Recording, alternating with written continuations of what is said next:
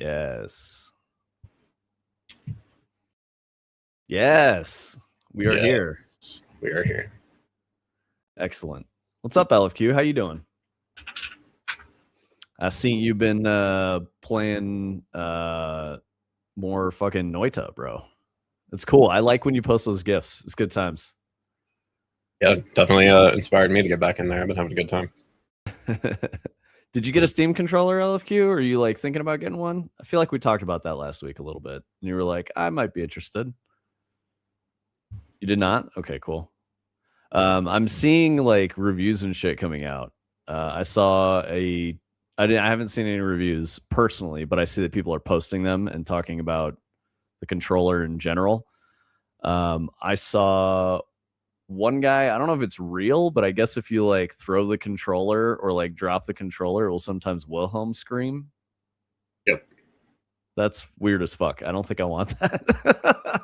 One of the things that I think is really cool about it that I saw is that it has built-in tracking for Steam Frame when it comes out, so you should be able to like see it in your that's cool. space, and it also has IR lights on it, so when you're in pass-through on the Steam Frame, which is only IR, it should be like this really bright beacon in your room.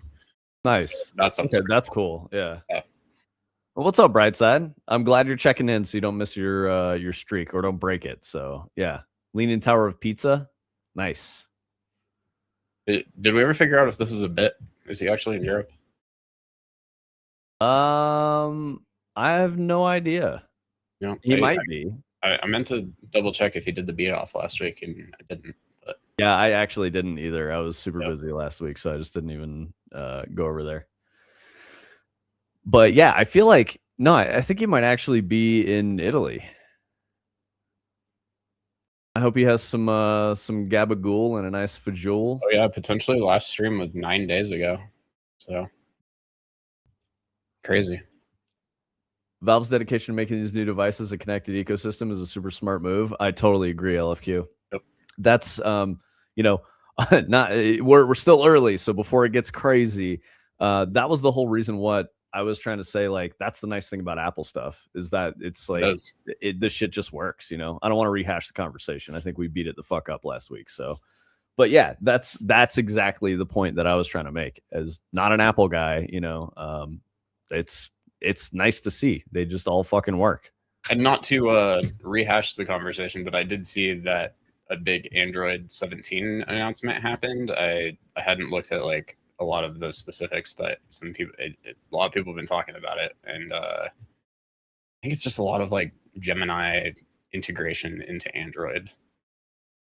Yeah, I agree, LFQ. The honestly, the biggest thing for me was just they're expensive. It's very expensive stuff. My wife likes Apple; she's all in it, so we have both, and I can use Apple stuff if I want to. Like, it's there; it's all over my house. So yeah, it doesn't matter. My take is to each his own. If you like it and you think it's cool, awesome, go for it. If you can afford it and you think it's cool, go for it. If you can't afford it and you think Apple is better, that's a ridiculous statement. Don't do that. Like, don't live beyond your means just to have an Apple thing, So yeah, I think that's kind of my take on that. So let's talk about what was some of the shit that was interesting. Somebody asked last week, or maybe it was in a DM, people were wondering what like my thoughts were on Assassin's Creed Black Flag, the remaster or whatever, which is weird. It's weird that they're remastering Black Flag. But apparently they're also launching a real world treasure hunt, like ARG thing that's like connected to the narrative of Black Flag. The treasure hunt is gonna start later this year, and it's projected by the company that made the treasure hunt. So this is like a real life thing. You got to go like, travel the globe to find this chest full of gold coins and a crystal skull. I hope they didn't actually bury that shit, because someone would probably just find it. Like you observe the team burying it, you just go dig it up and you're like, here we go. Anyway, I guess it's valued at like $500,000. The company doing it is called Unsolved Hunts, and it's a French company, so obviously they're doing a partnership with Ubisoft. You get $500,000 if you find it? Yes. Wow. There are 15 riddles. They have to solve they'll have to solve each of them to find the location of a treasure chest buried in the Caribbean. When they find all of it and find out where the chest is located, they use a digital interface. Okay, so I guess you don't physically need to go to the chest location and do a thing, but wasn't Black Flag the most the most selling of the newer ass games? I think so. I feel like Black Flag did well. I feel like if you talk to It's not Assassin's old. Creed people, they say it's the best one, but you and I are admittedly not Assassin's Creed people. Yeah. So yeah. And it's the weird thing to me is like it's not that old. Yeah. That's what I like. Why are we remastering it already? I think Black Flag, if I'm not mistaken, might be the last one before they took it in the new direction that they've gone with it, where it's more of like a open world, like Ubisoft RPG, you know? Yeah. But again, I kind of talking out of my ass. I've definitely played some of the early Assassin's Creeds a little bit, but did not enjoy them. So this is the interesting thing about the treasure hunt. In order to participate in it, you have to buy an expansion treasure hunt pack, which starts at €35. My God. You can buy a $200 version that has a physical version of I don't fucking know what, the treasure hunt, I guess. A notebook, a 2 to 4 player strategy game, a bonus 6 to 8 hour investigation game, Kenway's Flag, a coin from the hunt, and a seal, wax, and calligraphy set. Wouldn't it have to be one of those things where it's no purchase necessary because like you can't do a sweepstakes that requires purchase because it's against the law? That's in the US. This is French, dude. Oh, okay. There you go. So US players might not be able to play it. Well, generally, it just means that you can have some way, like if you're doing McDonald's Monopoly, for example, you could go online and like fill out a form, and that gets you like 1 entry. But then if you like look at the math, like something that you were to get from something you bought at the store is equivalent to like 200 entries or something like that. So they're like technically not doing it against the law, but your chances of winning would be so low. I don't know. Yeah, I mean, you're right though, Tony. I think that I didn't even think about it until you mentioned it, but I think that maybe this means that United States players won't be able to play this game. I bet you can't even buy it. And of course, VGC. So this is the important thing. I'm reading this off of VGC. They're a European outlet, so yeah, obviously they're not catering to the American audience. I was trying to see if that thing is available on Steam. Resync Deluxe Edition, or is it different? So the treasure hunt game is not even resync. Oh, okay. You have to buy a treasure hunt pack, which starts at €35. So this is a euro too. Yeah, there you go. I bet you there's even a dollar price. Yep. Yeah, I don't see anything, no mention of that on Steam or anything for sure. So I mean, if you're into Assassin's Creed Black Flag and you want to play the ARG and potentially win $500,000, the company that created the treasure hunt says they expect it to take 2 to 5 years to fully solve. I wonder if that means there's time gated clues. Because if you source this shit on the internet, someone's gonna figure it out real fast.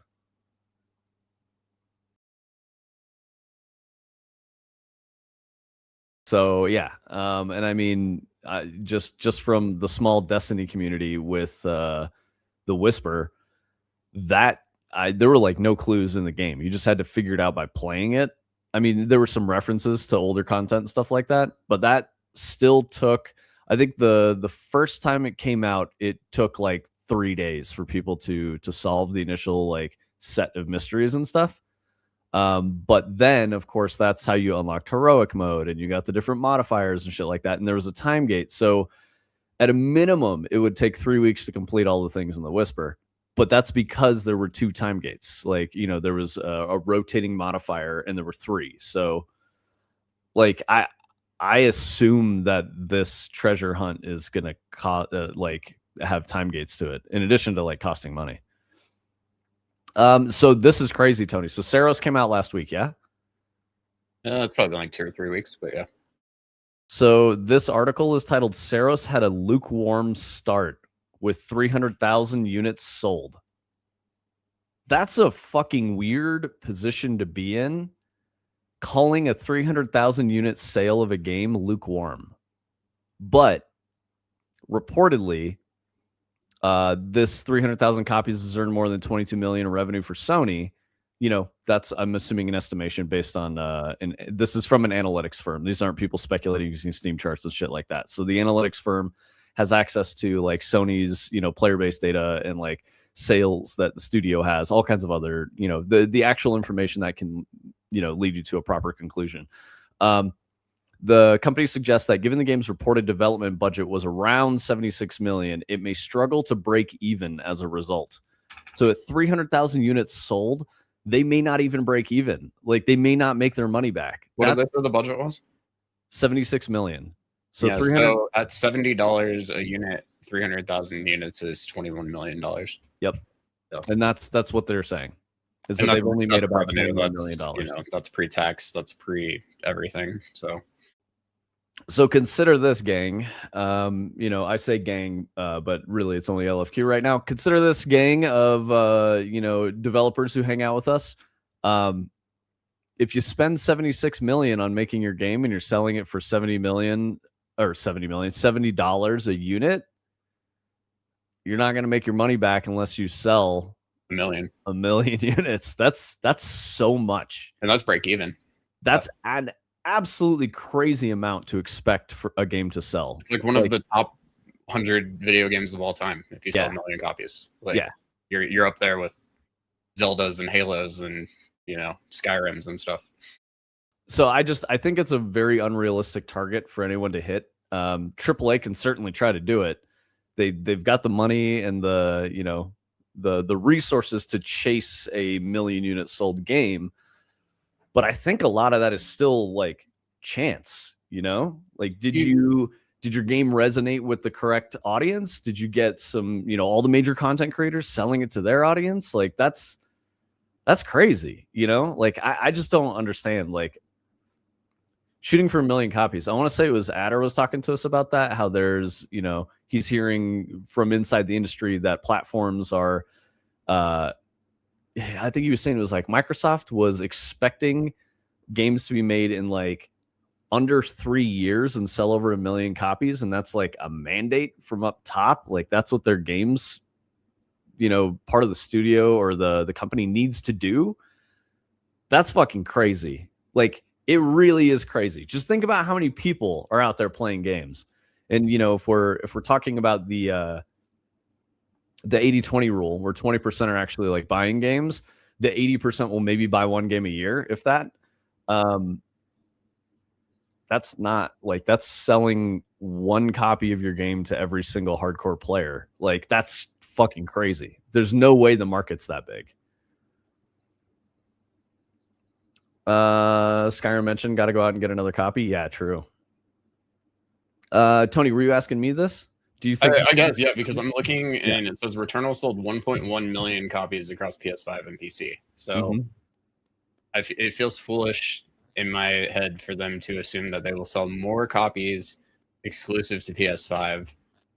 And based on the math we just did, if they needed to sell 1 million copies just to break even, they would need to sell at least as well as Returnal, if not better, on half the amount of platforms. So it's just like, who over there is so optimistic that they're going to be able to pull that off? And, it's probably not going to happen. NBAs, dude. We did it once. We could do it again. But also, I think the interesting thing about Returnal is Returnal was a slow burn. It did not do super well right off the rip. But then a lot of people started going, hey, this game is being slept on. This game is fucking awesome. And then it started to get attention. And that's when it like started to pick up. I don't think Returnal like dropped and people like immediately bought it. I feel like the curve is like, it goes the first 2 months on PS5, it sold over 560,000 copies. So half of the sales were within the first 2 weeks of launch. I thought you were saying it was like 1.5 million total they sold. 1.1. Oh, okay. Yeah. So yeah, I mean, yeah, just around half were. So, but that's not normal. Most game sales I don't think they work that way. I thought it was like you do most of your sales, like 80% on launch day. And then, over time, it's uncommon that a game will pick up over time. This article I'm reading is crazy and hyper AI generated, because on one thing. It says Returnal had poor PC performance with around 200 units sold on Steam, and then the next line down it says Returnal generated an estimated $9 million in revenue on Steam. Yeah, what the fuck is happening? So anyway, this seems like Housemarque or Sony is making potentially another mistake, but I really, really hope that this game does well because we need more games like this to succeed. What's up, Omni? How you doing, I bro? had to put it on PC. That's for sure. Yo, Peanut 420, dude. We saw you come through and follow us a while ago. I don't even know how you found us, but it's great to have you in chat, brother. I see you out there. I know you're doing stuff.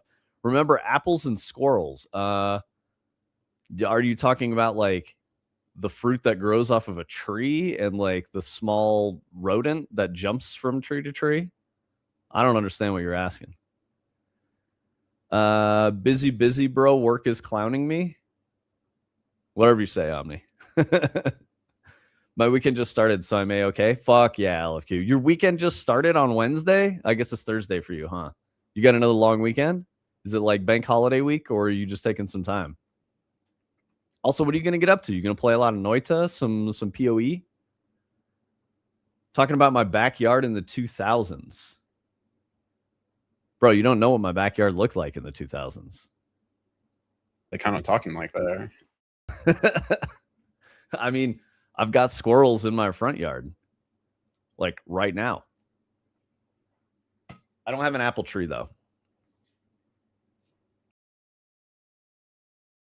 Peanut, are you someone that I know? You might be someone that I know. Which, if you are, just tell me.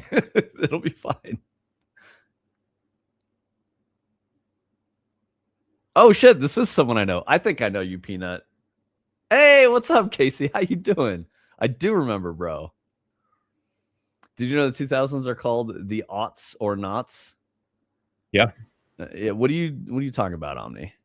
I'm getting the Casey, thanks for coming through, man. How you been, dude? It's been a long time. Yeah, I was like, I think that's Casey, because I recall like Peanut 420 being like your online name and stuff. So, dude, thank you for following.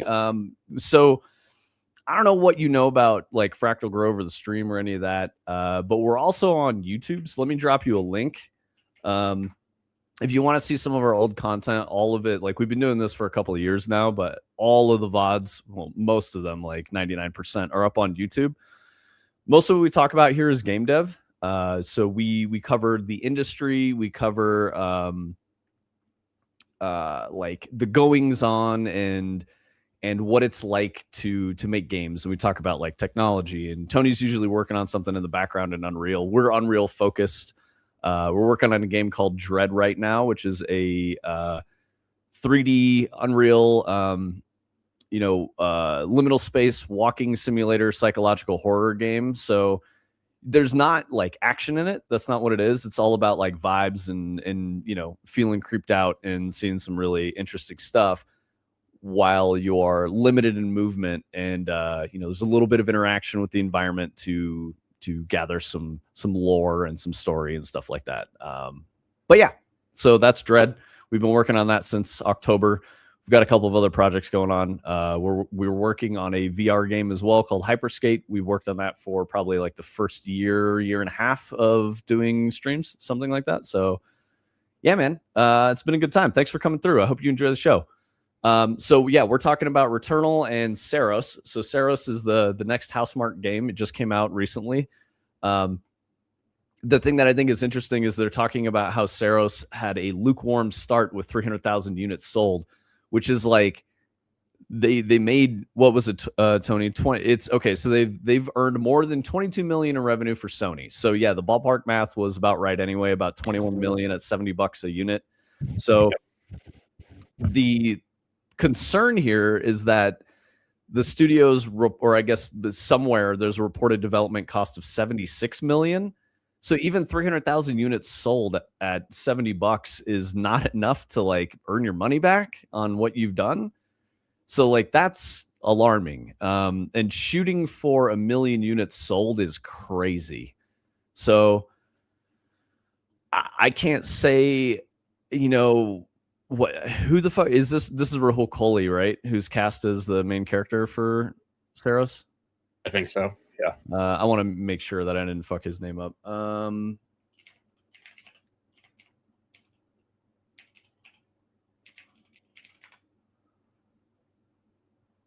Yeah, Rahul Kohli's the actor, voice actor for the main character. Okay, so And like face actor, I'm pretty sure. Right? yeah, they scanned his face and they're like using him for it.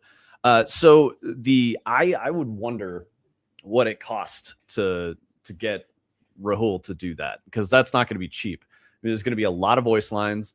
There's cinematics. He's the guy from iZombie, right? I think he's been in a lot of stuff. I think so. Yeah.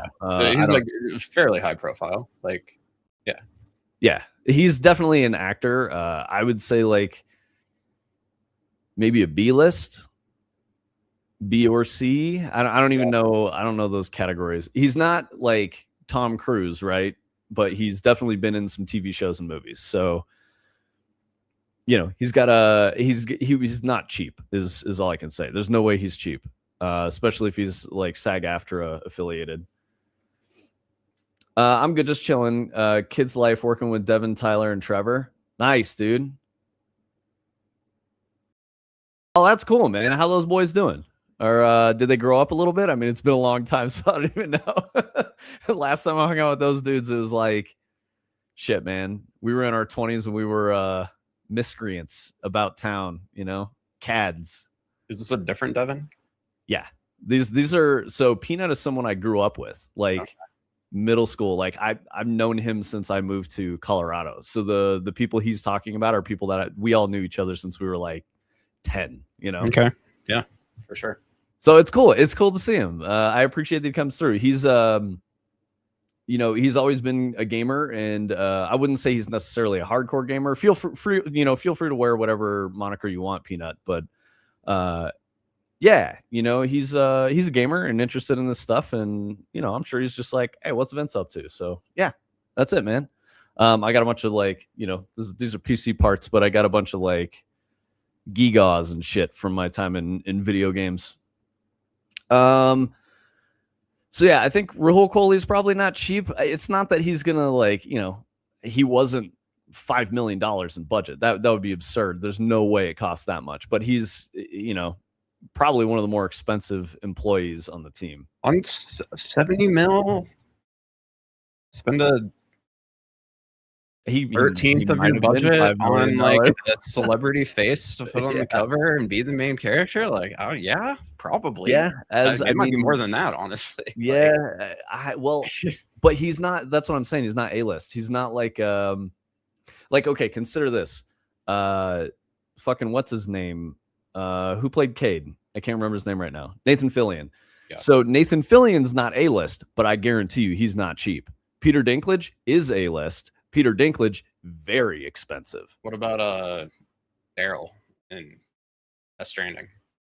Okay, so my thoughts on that are that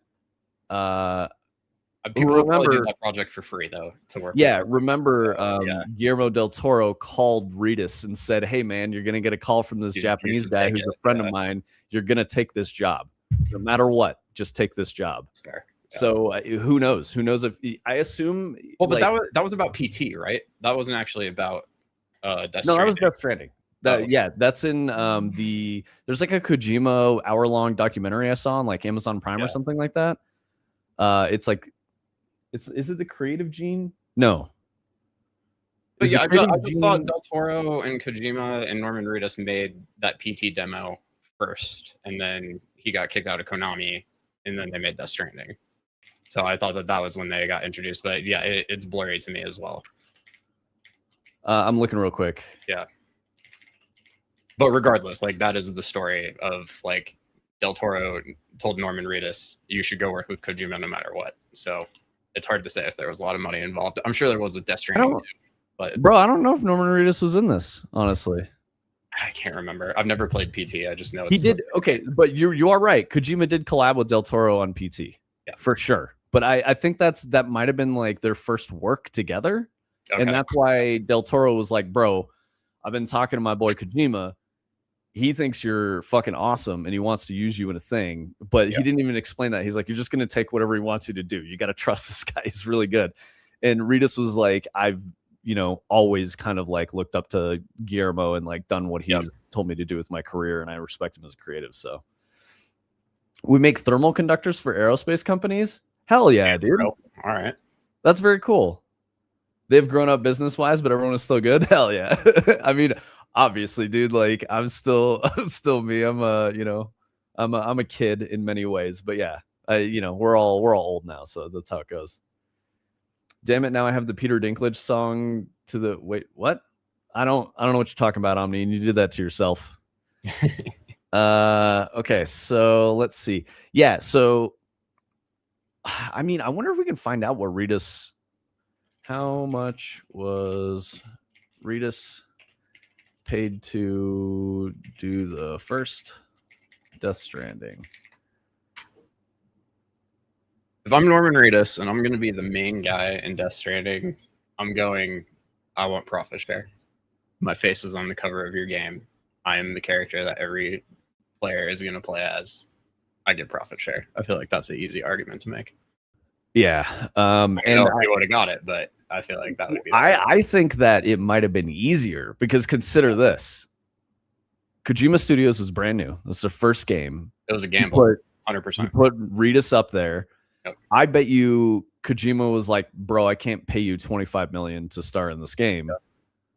You know, that's a crazy number too. It's probably not in tens of millions. If we could do Norman Reedus like Walking Dead season pay. TV pays significantly less, so that's something to consider. Really, I would think it would be more. No, TV's way less. By the time Andrew Lincoln left the show, Reedus' salary rose to $1 million per episode. That's after crazy. Lincoln's departure, he signed a new deal worth $20 million, which would have paid him up to $1 million per episode for the remainder of the series. Yeah, Peanut, you're a Walking Dead fan, yeah? I feel like you are. I feel like you're, I'm trying to remember correctly. I feel like you were into zombies and shit. Okay, so Reedus is making a fuck ton of money. In order to take the job with Kojima, I bet you that's why Guillermo called. I bet Kojima was like, dude, I can't afford Norman.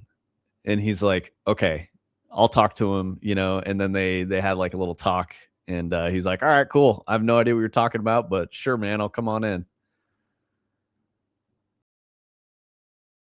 2 pages. Dude, what is this?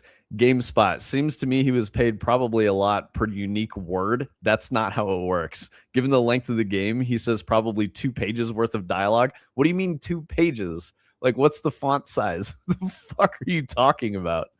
Like, what's the line spacing? This is a person just talking out of their ass. They don't know. For you guys, the way billing works for SAG-AFTRA is it's 4 or 8 hour blocks, something like that. It's huge chunks of time. And you go, what's your rate for a 4-hour read? They might have 30 seconds of lines and nail it, and they're out of there in like less than 15 minutes. Job done. You still get paid for 4 hours. So it's not per line or per word. Like that's a very fucking weird thing. This is someone who has no idea how this works. And somebody has like a protected job that's like hold a stick. And like you cannot take it from them, and they have to be there for you to do anything, and the entire production can't run if they're not there. And it like ensures that everybody remains employed, and it's some crazy shit. This is the union that represents screen actors and voice actors, and if you are big in Hollywood, you are SAG member. Like you have to be. So it's not that you have to be, it's a way harder road. Productions like have to hire SAG people, or SAG people won't come work for them. It's like a weird like cohesive union thing that they all protect each other. Like there's a reason it exists, and they have like the entire industry by the balls because of it. Basically, it's a choice you make as a creative. You either go with SAG or you don't. If you don't go with SAG, then you cannot hire any SAG members at all. You just can't. They'll just reject you if you try. They'll be like, absolutely not. And the union will stop you, and they'll be like, nah, dude, like you ain't doing this. And they'll tell everyone, and people will like drop the job and stuff like that. The good news is that there are a lot of smaller actors who aren't SAG that you can just hire that are great. You're obviously not going to get the same level of performance. They're going to be significantly cheaper. You can probably negotiate different rates.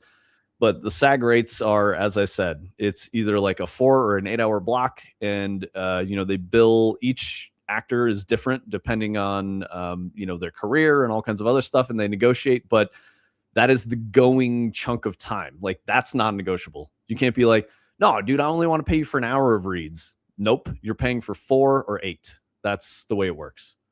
And I could be wrong on 8. It could be 6. And I think typically the 6-hour read is a better value, but I don't know. It's weird. Estimates are that Reedus made $94 million on Walking Dead. That's fucking crazy, dude. Yep. It's crazy to think that Reedus has like individual fuck you money, like just as a guy that exists, like that guy Norman Reedus like can do whatever he wants. The guy from Boondock Saints. Yeah. Peanut said, I watched every episode twice from every season and spinoff. Norman wasn't even supposed to make it past season 2, but continued on until the end and got 3 seasons. Oh yeah, he became everybody's favorite character. Like the first episode he was in. Hell yeah, Peanut. Okay, cool. I'm glad I remembered that correctly, that you were a Walking Dead guy. I asked the spinoffs because I haven't watched them, but I've considered it, and I've definitely seen the main series at least 2 times. And I watched Fear the Walking Dead for sure. So, Peanut, have you played the games? Those might be PC only, but I feel like they were big enough that they were console as well. If you have, I want to know your thoughts on that, because I've seen them highly recommended, and I can't enjoy games like that. His show is fun. It's not as good as the main, but definitely worth a watch. All right, cool. They do say the Walking Dead VR game, Saints and Sinners, often called one of the best VR games ever made. I have never played it, and it seems really scary to me, but it has I know the way the inventory works is you have to like pull your backpack out, and it's like all real time in the middle of combat, and everybody thinks that that's like very immersive and cool and stuff. But again, I have never actually tried to play that game, but it is very highly rated. Interesting. Yeah. Yeah, I mean, I've seen the same thing for what is it? Fear the Walking Dead? No. It's just The Walking Dead is a spin-off show that's about the beginning of the zombie apocalypse. Yeah. They had one console game. It was okay, nothing great. PC and VR ones I have not played. Yeah. What are you playing right now, Peanut? Like, what's your game right now that you're into? Okay, so while he's answering that, let's see. Tony, do you want to talk about Kickstarter, Sega, Forza, Harada-san, Sega? What do you think? Let's do Kickstarter. I just want to find a better headline than that one. So you can start talking about it, and I'll find something better to put up. 150 hours plus into Crimson Desert. Interesting, dude. All right. Okay. Yeah, there we go. Hell yeah, man. So you're liking that? Some of our community members are very into Crimson Desert. Tony's played a little of it. It's not a game for me. I'm currently playing Mugenics, Escape from Duckov, and Pokemon Shining Pearl. Those are kind of the games I'm playing right now. I'll probably go back to Crimson Desert. I was having a good time with it, but just I haven't played too many games lately. Jump on and do like a quick Noida run every once in a while, and that's about it. Oh yeah, you've been Noida pilled lately. Okay, so let's see. Kickstarter. Let's get this guy up here. Okay. Similar situation to what happened with Steam and Itch and all of the gaming marketplaces 6 months ago or whatever. Yeah, I think there's some words that we probably shouldn't say to cover this. So I'm going to try to be like the headline on the screen right here kind of summarizes it. Not safe for work content. Yeah. Okay, so there used to be an attitude or a mentality around Kickstarter where the company was allowing people to have products on Kickstarter that were adult content oriented, if that makes sense. It seems recently, though, they have reversed their stance on that. And I guess what they're doing now is saying, like, no, you can't do anything like adult content related. So imagine personal devices, I guess is probably the best way to describe it. There were like incentives for that kind of a thing. Because like people kickstart like products that they're trying to develop. Yeah, exactly. So it would be like use your imagination. Yeah, here's a new fun thing for you to enjoy at home by yourself. It has these certain things that it does. And the reason for this is like just once again, same as Steam, driven by payment processors saying if you don't do this, we will not allow you to process visas on your platform anymore. And that would be a pretty big deal for somebody who needs to process credit cards. So I guess we could talk about payment processors a little bit, because I've seen people discuss this kind of stuff and they have zero concept of what payment processors are. They think a payment processor is Visa, the card company. It's not. Visa's payment processing is a separate entity. So like there are credit cards, those are banks and they're issued by a financial institution. There's actually a middleman that was created at the beginning of this like electronic funds transfer economy that we all live in now. And those are a processor. The processor literally is just a company that takes information from a transaction, a retailer, whatever, a business. They take that information, they go and ask a bank, and they go, yeah, does this work? And the bank goes, yeah, cool. Take the money out, put it over here. The processor's just in the middle. So the weirdest part to me is that processors, like payment processors for electronic funds transfer, are determining what type of things can occur in the market. That's fucking absurd. It's not a bank saying, you can't do this. It's not a financial institution. It's this middleman company that shouldn't, by all rights exist.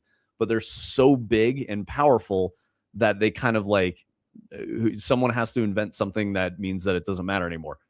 This is where you get like cryptocurrency and stuff like that. That's one of the reasons why people want to do cryptocurrency. I'm not a crypto bro. I don't trade in crypto. I don't know shit about it, but I just know that that's one of the things. That's why like decentralized currency matters, because then you can get around payment processors. That, of course, there are absolutely other processors that people use for cryptocurrency, but it's not a traditional processor like you would get for a credit card transaction or a debit card. So I just wanted to clarify that that's the thing that I see people talking about. And then they're like, man, Visa's stupid. And I'm like, well, Visa is a part of it, but the processors are the problem. Anyway, not that I'm like in big Visa's pocket or anything, or they're in my pocket. Just misinformation is problematic, I think.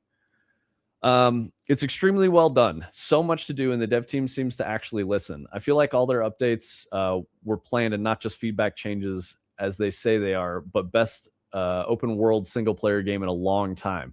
Yeah, there's a couple of other people around like I was saying, like Artificial Sky has been really, really enjoying Crimson Desert. What's up, Push Button? How much of a market is there in experimental personal devices? I mean, that's the whole thing, is like there wasn't really any market, but Kickstarter was kind of supporting that. And I think this is the weird thing, that's the reason why we're talking about it. In this case, it's actually the third party above the middleman, Stripe. Yeah. So Stripe is like strictly a processor, right? Yeah, Stripe is just kind of like it's like a CLI you can put on your backend that helps process credit cards and stuff. But the idea is that they handle compliance for you so that you don't have to. So you just like integrate with their system, and then when you're collecting personal information or card numbers or processing a transaction, it's actually all happening on their system, which means you're not liable for it. And you can get into like PCI compliance discussions and stuff about how your website would need to be ultra secure and set up in a certain way. And to some extent, if you're using Stripe, all of that is on them, and you don't have to worry about it. And they take 30 cents per transaction plus like 5 cents per dollar or something like that. I can't remember what it is. So you have to pay for it, but it is like 1,000 times easier than setting up your own payment processing. And in a lot of cases, a bank or a credit card company or something wouldn't just let any random person process payments in the first place. So Stripe kind of makes that a lot more accessible for a lot of people too. So as I'm connecting the dots here, Tony, I think what we're trying to say is, sorry, boys, there's no Fractal Grove branded butt plugs on our merch store. It's just not going to happen. And if there are, you probably have to buy them with crypto or something like that. Yeah. Dude, I don't want to do that. Oh my God. It would be a microtransaction where you would buy like fractal dollars, and then you would use those to purchase the butt plug. Then we'd be in the clear. It'd be fine. No, I don't want to do any of that. That's so gross. Yeah. So in case you're wondering, I'm not saying the butt plugs are gross. I'm saying the whole microtransaction and like creating our own currency and shit is what's gross. This whole we won't process your stuff if we can't look at it while at work type stuff is absolutely nuts. LFQ, that reminded me, when I was at Bungie, I was looking up firearms just on my workstation, and I got flagged by IT, and they locked my browser. And IT worked came at a over. first-person shooter. Exactly. IT came over, and he's like, "What were you doing?" I was like, "I was just looking up some guns." And he's like, "Oh, you're trying to look up guns? Yeah, you're good, bro. Hold on." And then he just clicked a few things, and I was fine. And I'm like, "What the fuck? We make a video game about shooting things and collecting guns, and I can't look at real guns? Like, why would that be blocked? Crazy. Like, by, at a basic level?" Like, that was, in my first month, probably first couple months at the studio. That was Bungie, bro. I was blocked. So for what it's worth, it was a mistake. They didn't want to block me from looking at guns, but was Facebook blocked? I don't know. I don't think so. I don't think any social media was blocked, which is I kind of think crazy. It's funny when companies have like parental controls that prevent you from Googling gun, but you can like go on social media or something like that. Yeah, totally. Shows you where their priorities are. I think it was just the machine I got was like a brand new provision, and they just didn't check any of the boxes, and they were like, "Oh, this one's like super restricted." Because one of the things is like Bungie definitely cared a lot more about security when I was there, meaning leaked information, proprietary information, like getting out to competitors, stuff like that. So not being able to use the USB ports on my workstation was like a real thing. There was like a robust security policy about that. No external devices were allowed in the studio other than like your phone, but you couldn't bring in like a portable hard drive and then like pull a bunch of shit off your machine. And the reason they did that is because they had problems with it in the past. There were people who were doing those things. So they had to just create some policies to be like, no, you can't fucking do that, dude. I can see why scratch and sniff. No, thanks, Peanut. I can see why looking at guns in a company might be a red flag, though.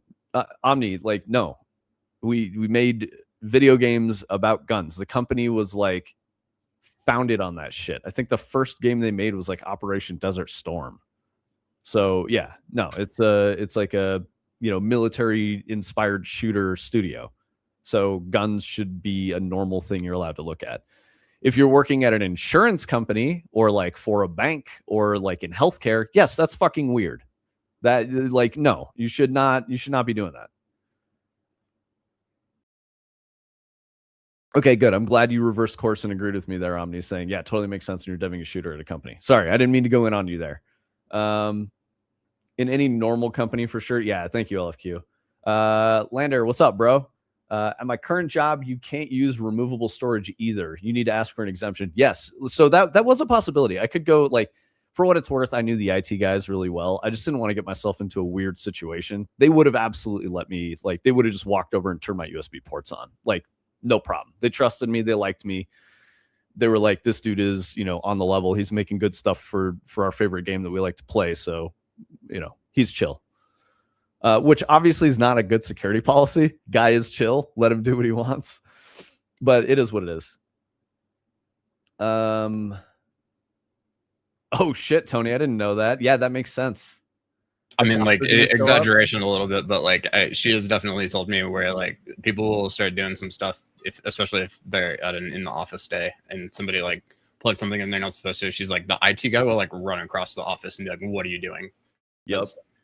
Yeah, she works for, like a government defense company. Like, they don't want anything getting out ever.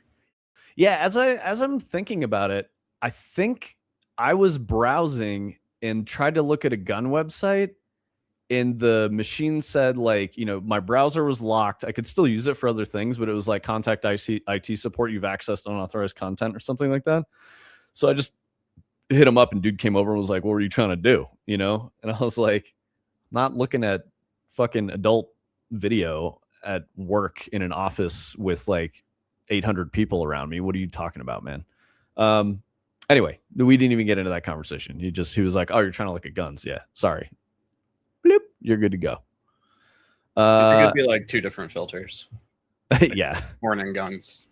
He just turned it all off. Like, yeah. He literally just turned it all off and he was like, yeah, you're fine. He's like, don't look up anything weird. And I was like, I won't. Incognito mode. Yeah, dude, exactly. Incognito mode would have stopped it. That'll hide it from everybody. Private browsing, dude. Lander says at Microsoft, people had adult cartoons on their machines and were literally pirating media from their corporate domain joined machines, and nobody cared. That's crazy. I'm sure that someone did care, but they just like, like You're they at were just like, this is Microsoft. Like, pointless. who's gonna go to Microsoft and be like, "Hey, you guys stop doing that"? Like, the government, I guess. Like, that's the Yeah. only person bigger than them. So, Push button says my current company just doesn't have a clue about IT, so they got a third party to lock it down to the point where you might as well be using paper notes and pigeons. Jeez, man, that sucks ass. What about agility and velocity and speed of operation? They don't care about any of that. And then Omni says, "Oh God, my job. You can't plug anything into our machines. They have machines SSL cert overridden, so they can sniff all the traffic on them. It's insane. I mean, no, I'm happy about that, Omni. Like that's good. Just because I know the line of work you do. So yeah, that seems I would want that, where you work, please. maybe. Yeah. I mean, I don't do business with your company, but just knowing that sector, like I would absolutely want that shit. So good on them. Okay, so that was Kickstarter stuff. We talked about payment processors and things like that. I don't do business with my company either. Damn, Omni, I'm gonna out you, dude. I'm gonna tell the police. Are you allowed to? Seems like it might be like a conflict of interest, honestly. That's a good point, actually. Like my wife's job, can't work there. Just like banned because she works there. Just straight up. Can't even apply. Omni, that's not how that turn of phrase goes. Never shit where you work. Bro, what? I think the common wisdom is that you're supposed to, because then you're getting paid. So, yep. Yeah. Boss makes a dollar, I make a dime. That's why I take a shit on company time. Yeah. I mean, also that's like a crazy thing to be like, you should not shit while you're on company time. Like that's a human biological function. Not everyone I has would quit that job if somebody said that to me. That's for sure. Oh, I've definitely had jobs where they're like, "Why are you going to the bathroom?" And I'm like, "Excuse me?" And I'm like, "Why are you asking me that question? Should we involve HR?" That's fucking crazy. Yeah. Like, I don't owe you an explanation about any of that. The IT of the company I work at now is so locked down, it's insane. I had issues with saving stuff, and it was locked that they needed to accept Excel and File Manager to access storage. Damn, bro. I mean, I guess you could do some crazy shit with Excel and File Manager, but I mean, not that much. Like enough that like an IT person. Yeah, I don't know, man. That seems a little too strict. Okay, so we covered Saros. We covered the Assassin's Creed Black Flag real world treasure hunt thing that seems weird. You have to pay extra for. Push button. You're a Euro type guy.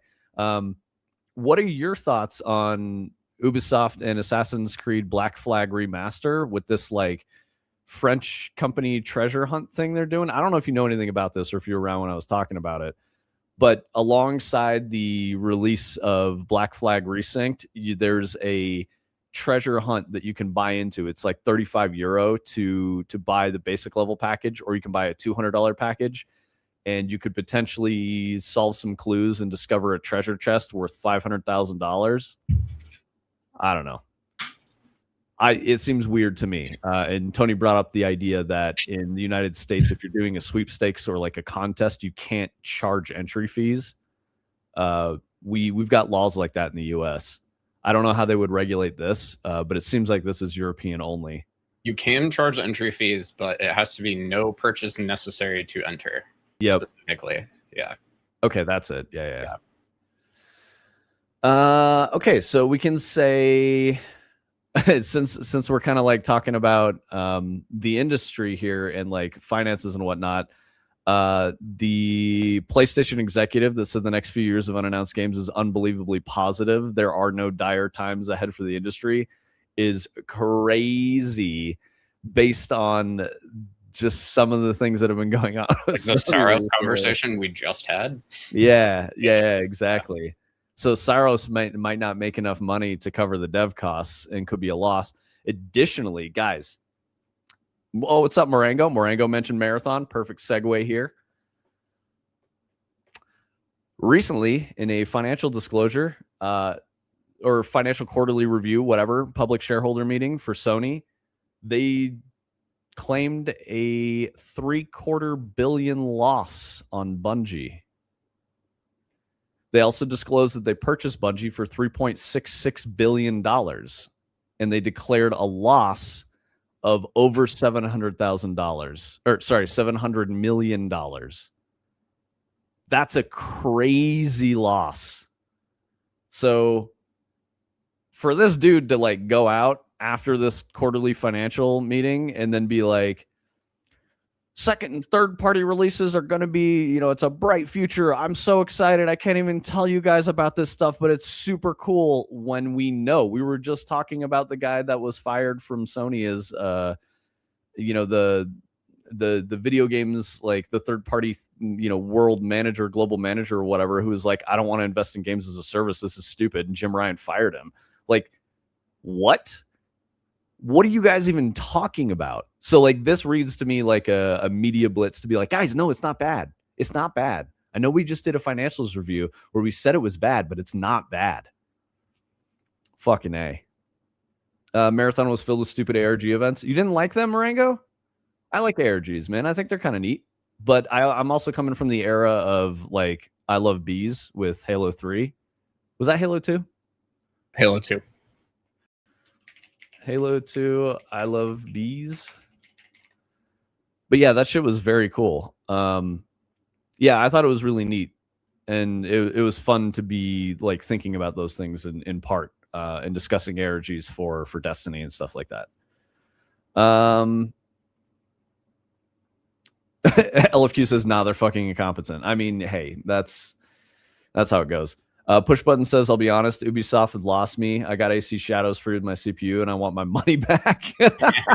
You want your free money back? They should have given you money to please play our game. Yeah, okay, good. I think that's a very sober take, Push Button. Sounds like you're an actual gamer and you're not just signaling with the games you buy. LFQ says, the sad part is that my work is not a large company. So we pay to have some other company manage the IT, and those guys are not fit for the job. That's pretty normal from what I've seen for third-party IT firms. They just do like a boilerplate solution for everyone. And then if you need to get different stuff done, then they charge you extra for that shit. It is cheaper than having like, IT staff on retainer and like a whole department for that. It's very expensive to run. And if they're doing their job right, you don't really need them for anything other than like new deployments and like, reclaiming old equipment and like setting it up for new employees. So it's like a little bit of a cycle there. But when you get off the ground, and especially if you're paying infosec people are very expensive. So I could see why you would want to go with a third party firm if you're a smaller company. I could understand that. Marengo says it's just like a real world treasure not going to make people want to play. I don't know what you mean there. But yeah, it is real world treasure. So like you have to pay into it. It's 35 euros, the base level. But yeah, you can like go try to find this treasure chest. And I guess the company's saying it should take 2 to 5 years to even locate it for one person. So I think it's pretty clear what their business model is. You're paying into this thing and one person's going to potentially get paid out. So they're making money off of people buying into it and whatever deal they had with Ubisoft to do this event. I remember when games came on a CD and you unlocked additional content by playing it. Anything more complicated than that, and you're going to have to struggle to keep me interested. I mean, that's fucking real, Push Button. I agree. I definitely agree. I'm not pro microtransaction as a gamer at all. I almost never buy them. I have absolutely bought microtransactions, but they're typically in free-to-play games where I feel like after I've spent over 100 hours in the game, like here's a good example, League of Legends. I've got thousands of hours in that, and I've got thousands of dollars in microtransactions just over like a decade of playing League of Legends. Granted, I haven't played League of Legends in probably another 10 years. Yeah, I think last time I was playing was Phone League, and those are not related. So you can enter old CD codes into Steam and unlock your old games. Can you really? If they're on Steam, yeah. Interesting. I didn't know that. My retail copy of Left 4 Dead has helped me recover my Steam account twice. Oh shit, Tony. Yep. That's cool. I got hacked, and they're like, you need to confirm it's your account. Do you have any like? One of the things they said was like a physical copy of one of the games you own, and I did buy Left 4 Dead at the store, and so. I mean, I have my Steam account pretty well locked down, so This was many, many years ago, but I definitely still keep that Left 4 Dead serial around just in case I ever need it again. that reminds me, I was watching a Pestily video, and he was talking about how he was flexing that he had a 6-digit Steam account, and I was like, "Is mine 6-digit?" Yup.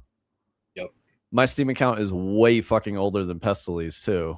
I'm at 22 years of service. That's a good Steam account there, boys. 18 years of service. Yo, my drong. What's up, our drongers? Welcome to the party, boys. Oh. Boys and girls, fellers and fellettes, if you will. Yeah, thanks for the raid, man. Thanks for coming through. How you doing today? Hope you had a good stream and hope you're vibing and chilling. We're going over some game industry news and talking about financials and stuff. It's potentially a little boring, but I it seems like people in chat are enjoying the conversation. We were talking about how Sony just declared in a financials meeting, probably like a shareholder meeting or something like that, public financial meeting, that they claimed a $700 million loss on Bungie when they bought them 3 years ago or whatever. You should say 560 because that's what I have on the screen. I don't know which number's right. No, it would, dude. I was reading 700 million. If it is 560 million, I mean that's still really bad. Yeah, that's an absurd fucking loss. From what I've seen, there's like a very specific term they're using with the 700 million, which is like a oh, that includes other stuff that didn't go well or something like that? It's like a specific type of loss, a impairment loss. And okay, so it's like I'm not a big enough of like a finance nerd to understand what that means versus like a normal loss, but like recognize reduction in an asset's carrying amount when its recoverable amount falls below its book value. Oh, okay. Yeah. So that means, so hear this out, guys. Reportedly, they purchased Bungie for $3.66 billion. So the 0.66 here, I think, is doing an injustice because that's $660 million. That is a non-trivial sum. This is an absurd amount of money. So what Tony just described is that the value of Bungie's closer to $3 billion now, and not 3.6 billion. And I think they're doing some sort of financial mechanism in order to,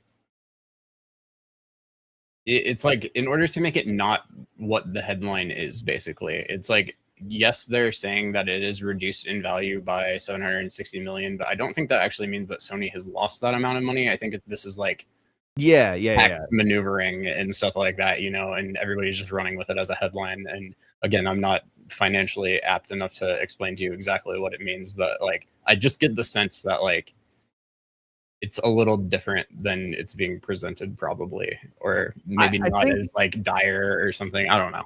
Well, no, it's not like super dire. I think what it means is if they wanted to sell Bungie today, they couldn't sell Bungie for $3.66 billion, and they couldn't sell it Absolutely for more. Not. Yeah, they have to sell it for less because it's not valued at that same amount. That's how you can claim a financial loss and be like, well, if we resold today, we would have lost money. So you could speculate that our future, return on the investment of purchasing Bungie is actually a loss of like almost $1 billion, which is fucking crazy.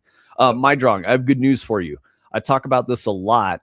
Why do corporations suck at making games so much?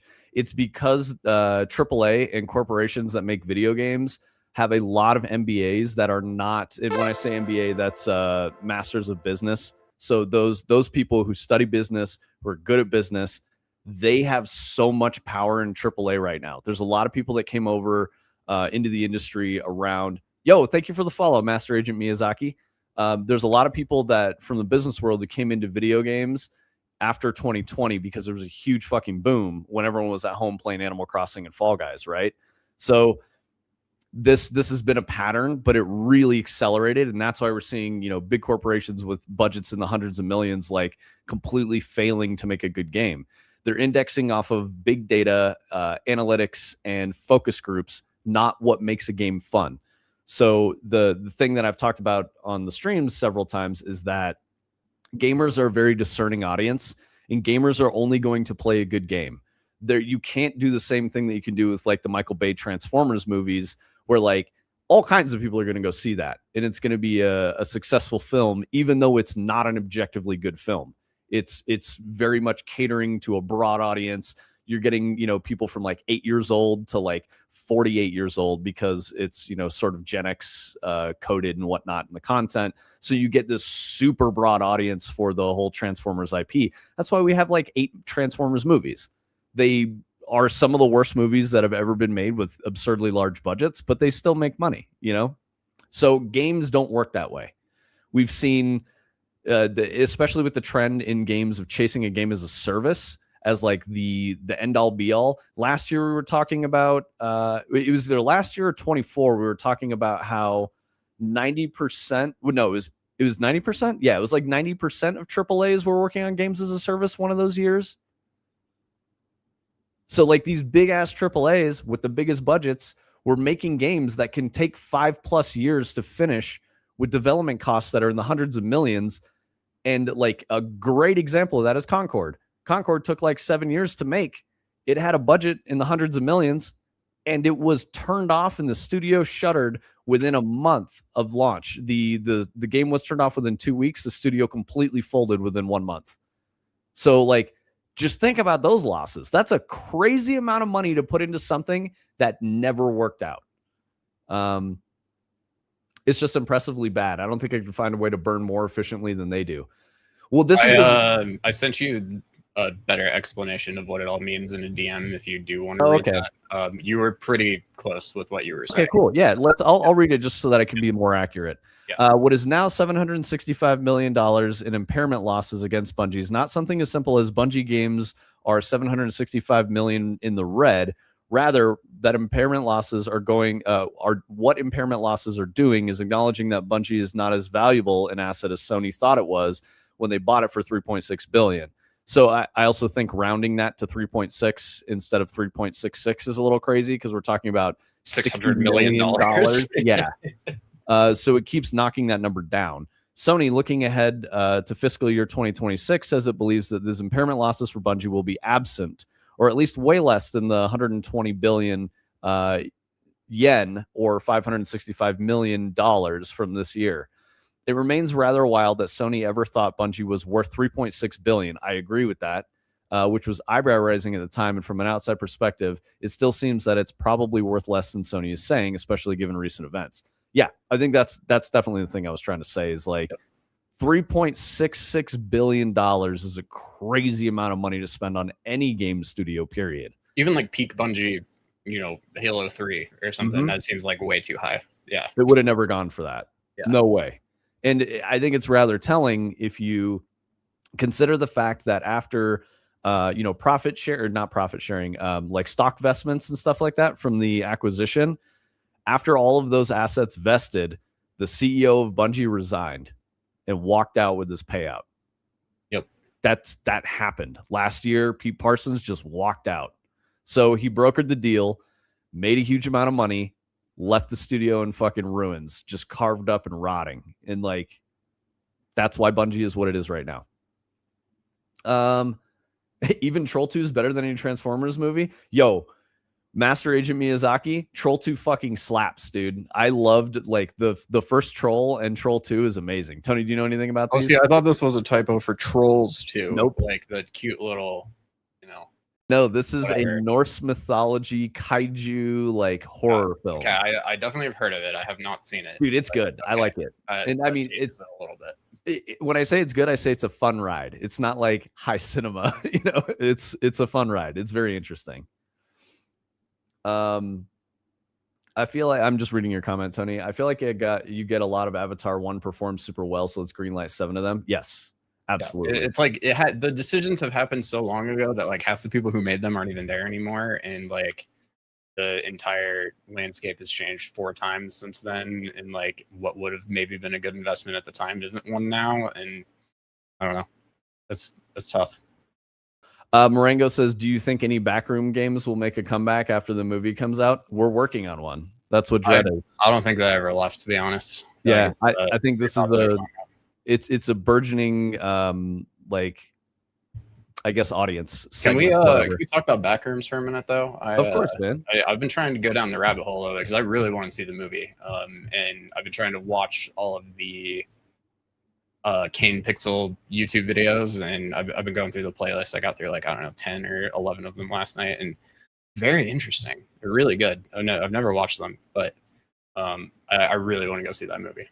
So, yeah, I'll go see it with you if you're like, I don't have anyone to see it with. Of course, man. yeah, no, it looks cool. So, and I think, very appropriate for what we've been working on. So we should also save our tickets for tax purposes. Yeah, there you that go. is definitely Right off. business research. Yeah. But yeah, I'll have to show you some of these YouTube videos I was watching after stream today, because you would think they were cool too. Oh, actually, so Miyazaki just made a comment. Rockstar is sweating nervously in 1.5 billion USD. Rockstar is probably the only studio I can think of that might be worth an acquisition in the billions. Like Bungie, no fucking shot. But what was the thing that we were talking about? The leakers, like the ransomware shit they had going on. Yo, Stevie, thank you for the raid. Welcome, Stevies. What's your community called, Stevie? Steverinos? The Ray Drawners? I don't know. But yeah, welcome, y'all. Yeah, hit us with the I don't know what that emote is, like a robot with the arms in the air saying balls. I like it, Frostcore. So I thought you were talking about the boom one. I was like, that's just the boom cat. What do you mean? No. It's like an ASCII emote that's like a robot or something. I see it. Maybe it's Isaac from Dead Space. It kind of looks like Isaac. It's a knight? Okay, there you go. Thank you. But we were talking about Rockstar, and I don't know if you saw the thing. The Rockstar CEO has talked about how he's like, I think we can admit that like nothing that we could do at GTA 6 will ever live up to expectations, and that is really scary. It's like, yeah, that's a real fear. Like they're doing such a good job, but I think he's right to be afraid of that. I think they're probably going to be okay. Like they probably will be okay. They've delayed it enough times that like, I don't know. I kind of tell myself that like they understand how good it has to be, but even then, I don't know. Expectations, like definitely highest expectations for any video game ever made, no question. So, yeah. So, Master Agent Miyazaki, the reason we were, I wanted to talk about the 1.5 billion and Rockstar and all that is we read something. So the ransomware attack happened. They were like, fuck it, we don't care, release that shit. And Rockstar was making, what was it, 500,000 a day or $1 million a day on GTA 5? It was 500,000 a day or 5 million a day, something like that. Yeah, it's some insane fucking number. They were like, yeah, humble brag. We're flexing a little bit. Like, we don't give a shit. And they like the amount of money they're making just from a game that's what, 10 years old is crazy. Several $1 billion a year. Yeah, don't worry about it, push button. Maths is not my forte either. So 42 cents from every human being on the planet. Yeah. Stevie did not specify a raid call. Yeah, no worries. It's all good, Yagich. Glad to have you. What's up, Vibver? Let me see who else. Who else I recognize? Graham. We got Turning Cog. Frostcore, McMatic. Good to see you again. Cool. Backrooms as a concept will never die. Problem is when games use the Kane Pixels generic office backrooms setting too much that particular. Yeah. So we're not doing that with Dread, Master Agent Miyazaki. A House of Leaves adaptation would do amazing as a game, I think. Well, let me tell you something. Hell yeah. Dread is heavily influenced by House of Leaves and The King in Yellow. So and, My House Got Wad. I hope you like it. We've got a ways to go still, but I hope you like it. We don't have a Steam page up yet. We'll let you guys know when we do, so you can wish list and all that other stuff. But we want to make sure we do our Steam page right this time. When we set the one up for Hyperskate, we did it because we were part of an indie showcase in like the first 3 months of development or something like that. So we just kind of scrambled and got a Steam page together, and it's been like languishing a little bit. And you can't like unlaunch and relaunch a Steam page. So we want to be a little more careful with this one so that it actually can ride a wave of momentum and then lead to sales and stuff like that. You're sold on that alone? Hell yeah. Thank you, Master Agent. I really hope that you guys are excited by it. And I've got some game dev cred. I've been doing game design for like about 15 years now. I worked on Destiny 2. I've worked on robots, like robot toys called Sphero.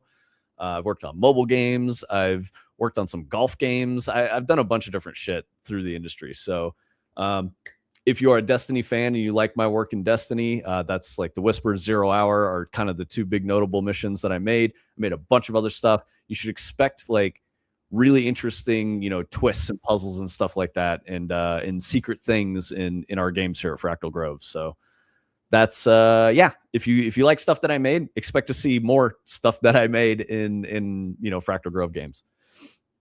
Crazy book. I need to finish it. House of Leaves. Go ahead, Tony. What were you saying? House of Leaves? Is it actually like a coherent book all the way through? I kind of got the sense that like you get to a point and maybe it's not a book anymore, but I don't know. No, you can finish it. Okay. I stopped. So Frostcore, I had to stop reading it because it freaked me out way too much. Like it really did. I got to a part where the main character, I don't remember his name, it's like Johnny or something, but he's like talking about this night at the tattoo shop where he was like really fucked up by reading all these notes from the dude, who passed away that lives in his apartment complex, and like reading about the Navidson record and like all this other stuff. And he's like, I stepped outside to like cool my head and smoke a cigarette. And he's like, and I could feel the darkness closing in around me as if I was inside of like Navidson's house. And then he's like, I feel breath on my neck. And when I'm reading this, I'm literally outside in the dark smoking a cigarette. And I was like, I can't fucking do this. The book is talking to me right now. And I was like, this is too meta and fucking freaking me out. So I closed it. I have lost the book because it was given to me by someone that I worked with, and they asked for it back. And I was like, I'm really sorry, I lost it. I moved house, found the fucking book again, lost it again, got married, moved into another house, moved to Washington. When we moved to Washington State so that I could work at Bungie, I found the fucking book again. So it's haunting me is all I'm saying. It's like literally chasing me, and I'm like, I'm not going to fucking open you and read you devil book. And then I remember I show you myhouse.wad and you're like, wait. Yeah, I was like, no, the book is talking to me. You've heard of this book? Like, yeah, dude, it's so scary. Adder, what's up, brother? Good to see you, man. I like the disco pup. Oh, Event Horizon mentioned. Wait, who? Okay, there are plenty of 80s and 90s B movies that would be great as a GameCube. Event Horizon, Interspace Predator. I wouldn't consider Event Horizon a B movie. Push button. It had a pretty big budget. It might look kind of corny by today's standards, but yeah, Event Horizon had some really good special effects for the time. I saw it in theaters. Still haven't seen it. I really need fucked me up, man. Dude, it is not a feel good story. You're gonna need. I only know of it because it is like talked about on the internet as like a movie that is really, really fucked up and hard to watch. And I was like, I kind of need to see that, I think. So. Oh, that reminds me. I watched a spooky movie last night called Heretic with Hugh Grant as the main antagonist. And it gave me some good inspiration for liminal space stuff because it's got a lot of that going on in the movie. Okay. So Heretic, it was spooky, but I don't think it was that scary. I don't know. Maybe I'm just like inured against horror films now because of Dread. And I've watched so much lately that I'm like somewhat desensitized. The book keeps finding me. Yes, exactly, Master Agent. Omni, what was your Event Horizon like? What stuck with you? Because I know you can like fixate on some things. Kind of same, Frostcore. I chose to read it at like 9 p.m. Yeah, no, don't do that. And yes, now I do see it's the concepts in House of Leaves. Okay, so the concept of like the play in The King in Yellow about this like, fake play that doesn't exist, but it makes people go crazy. I think the execution of that idea was masterfully done with House of Leaves, and Danielewski did a great job. Yo, thank you for the follow, Churchomp. Designed by Keys. I'm going to recommend you folks try listening to John Dies at the End. Dude, that sounds really familiar to me. Yeah, okay. I'll check it out. I'm reading Brave New World again right now because it's been a while. But when I'm done with that, I'll definitely check it out. We are very book friendly here. Tony and I are avid readers. And we don't read like technical manuals, like we read for fun because it's. I just finished Other Land, which is like 5,000 pages, something like that. It took me a while, but very good. Yeah, Other Land is fantastic. Tad Williams, that was a recommendation I gave Tony.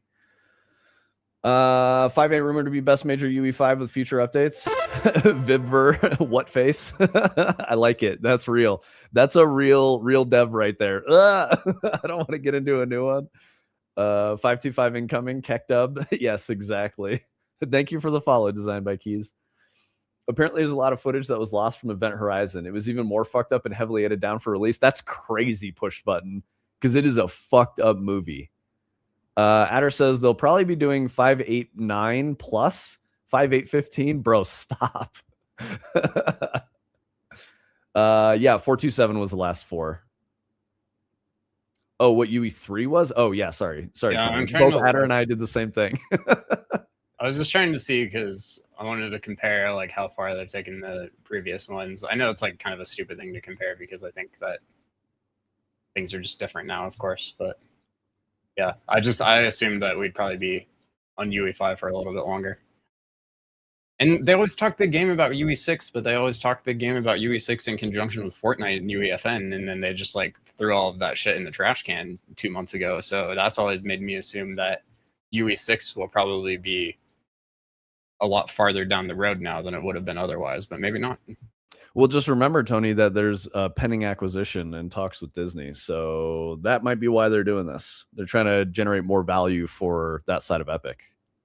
Yeah, Adder, I was trying to look and it said that the last stable release of Unreal 3 was like version 1327 or something like that. So I think the naming convention changed a little bit, but Dr. Grant fights Morpheus. What more could you want in a movie? I mean, I think that's a gross understatement of Event Horizon.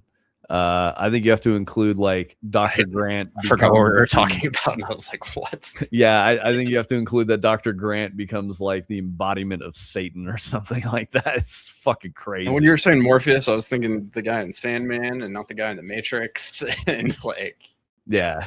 Oh, I see. totally different. Okay, so I'm gonna grab another article here. Unbelievably positive, blah blah blah. Okay, so guys, this is sort of a hard pivot, but we're coming up to Evo season really soon. I think it's next month, which I'm very excited about. I love watching Evo.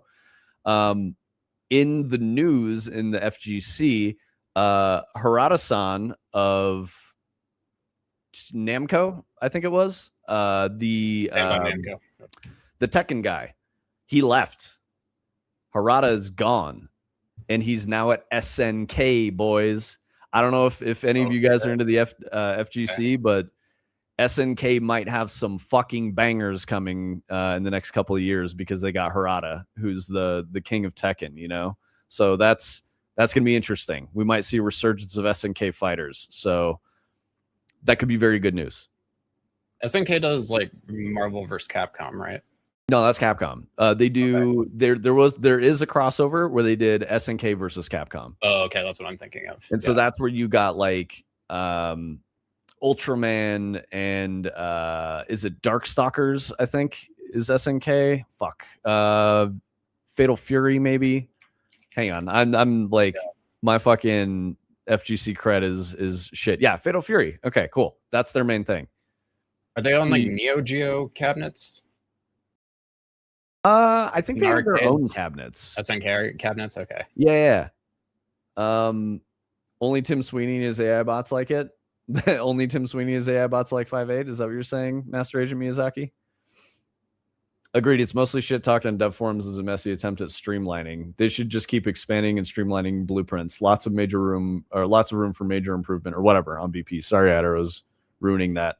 I feel like I find a new missing functionality within BP every day. Yeah, real. I think they're going away. I'm just going to call it now. You think blueprints are just going to vanish? Yeah, unless they figure out a way to do what you can do with Claude Code with blueprints, nobody is going to use blueprints anymore. And like myself included, I'm already like heavily working them out of my workflow because they just get in the way and slow me down and prevent me from being able to do all the things that I can do in every other code base that I have that doesn't have a weird visual scripting language. So I really think that, you know, anyone who's like me is definitely feeling the same way. And 5.8's coming out with this MCP server and all this AI integration. Like maybe they make it so the AI can generate blueprints as well as like it could generate code, but that would be very difficult in my opinion. So I don't know. You see what Adder said? So Adder said move to Verse because slightly better AI integration. Yeah, but then I think you get into, is Verse better than C++? And it's not, and it never will be. And C++ is as old as I am and extremely mature, and everybody knows it, and it's heavily in use already, and you can literally do anything in the engine with it. Like, there would be no reason to move to Verse, I don't think. That I understand, at least.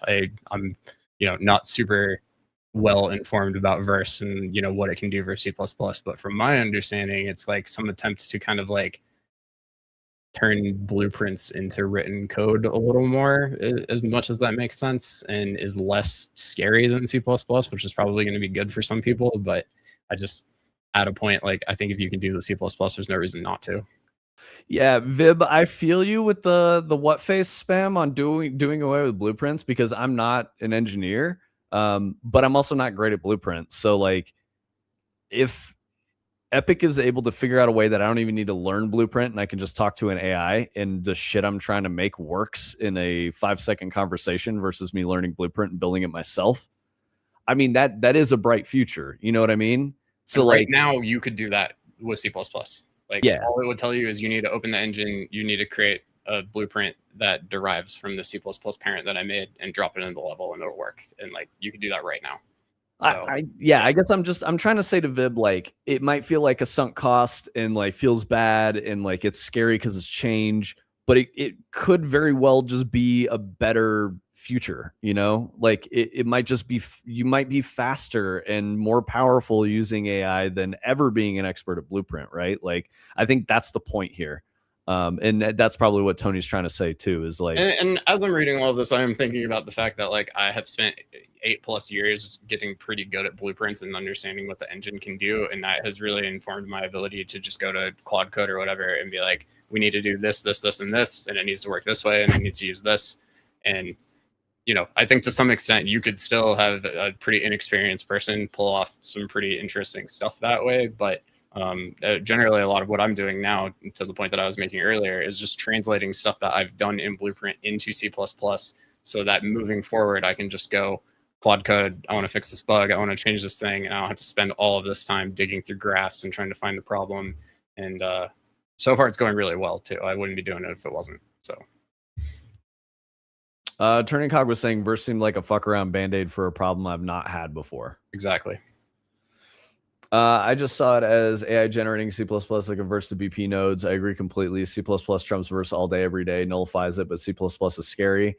BP being a front end for C++ would be less scary for the layman IMO. Yeah, I agree with that, Adder. Yeah, I could see, I think the thing we were talking about where like, I wouldn't even have to worry about that. I could just like talk to an AI. I mean, for what it's worth, Tony's like building that shit for us anyway. So yeah, we already kind of have that. Yeah. Yeah. Which is very fucking cool. So I'm like 2.5 months hands-on with Unreal, learning BPs and dev all together. I'm actually coming from an art background. Dude, that's sick. Oh, I also forgot to mention, new Texas man, Sushi Fu, is in the house. What's up, brother? How are you? How's your Texas adventure going for you? When are you getting out there, and how's all that working out? At the end of the day, C++ is the winning solution, but it's scary for a lot of devs. UE is all about making development less scary, so I see BP turning into something bigger than its current. Yeah, I could see that, Adder. I guess we're at like, BP might become like AI, like you can look at what the AI is doing through BP because it's easier to understand if you can't like code in C++, but under the hood, it's really just doing C++.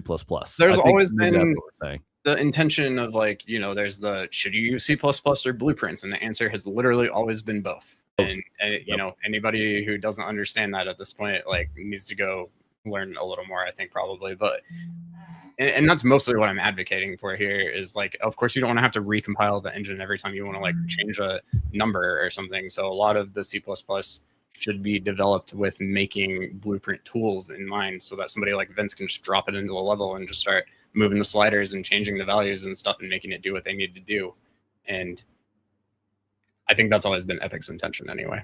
So Marengo says, when I used Verse, it automatically added assets you created in the engine and have access to the variables through Verse. It's like the reverse of making C++ blueprintable.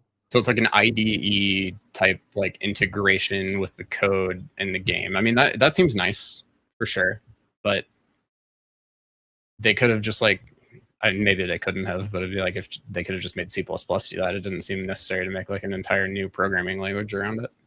I will echo what Adder just said. It's not scary for devs who have done any sort of code outside of games, but there are a lot of game devs that have no interest in learning to program, and BP makes that process less scary. So I want to throw this out there because it might not be like that. Almost sounds as if Adder's being, like combative or contrary about it. But I when he says there's no interest, it's because those devs are highly skilled at other things that an engineer who's comfortable with writing code has no idea how to do. So Adder's perspective, he's a professional tech artist, and he does lighting and cinematics and shit like that.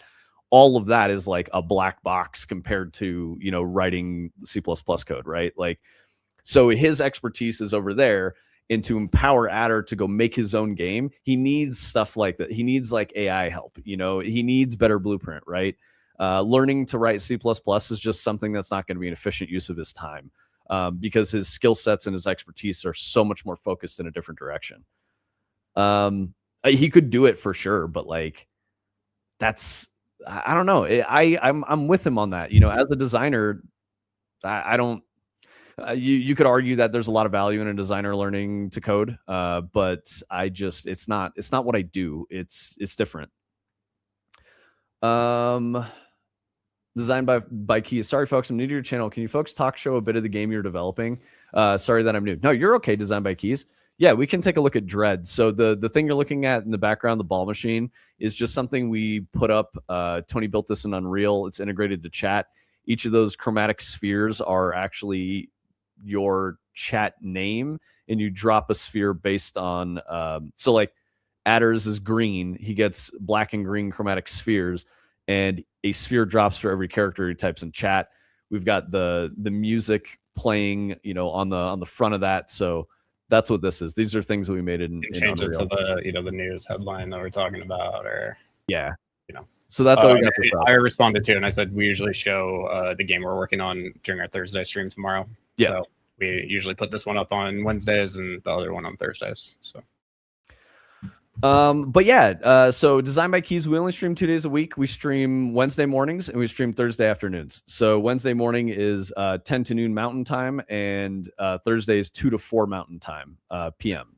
So yeah, we'd love to see you coming back around. I appreciate you following and hanging out with us. But yeah, this is the format that works for us really well on Wednesdays. Is I'm talking about news in the industry and things like that. People in our community have really come to appreciate that, and they enjoy like, oh, I don't have to go read Kotaku. Vince is going to read that shit for me and tell me like the important parts. I don't know. It works. So yeah, no worries. Designed by Keys. No worries at all. If you want to talk about anything Unreal or like look at our game and stuff like that, the best ways to keep in touch, is through Discord, because we only stream 4 hours a week.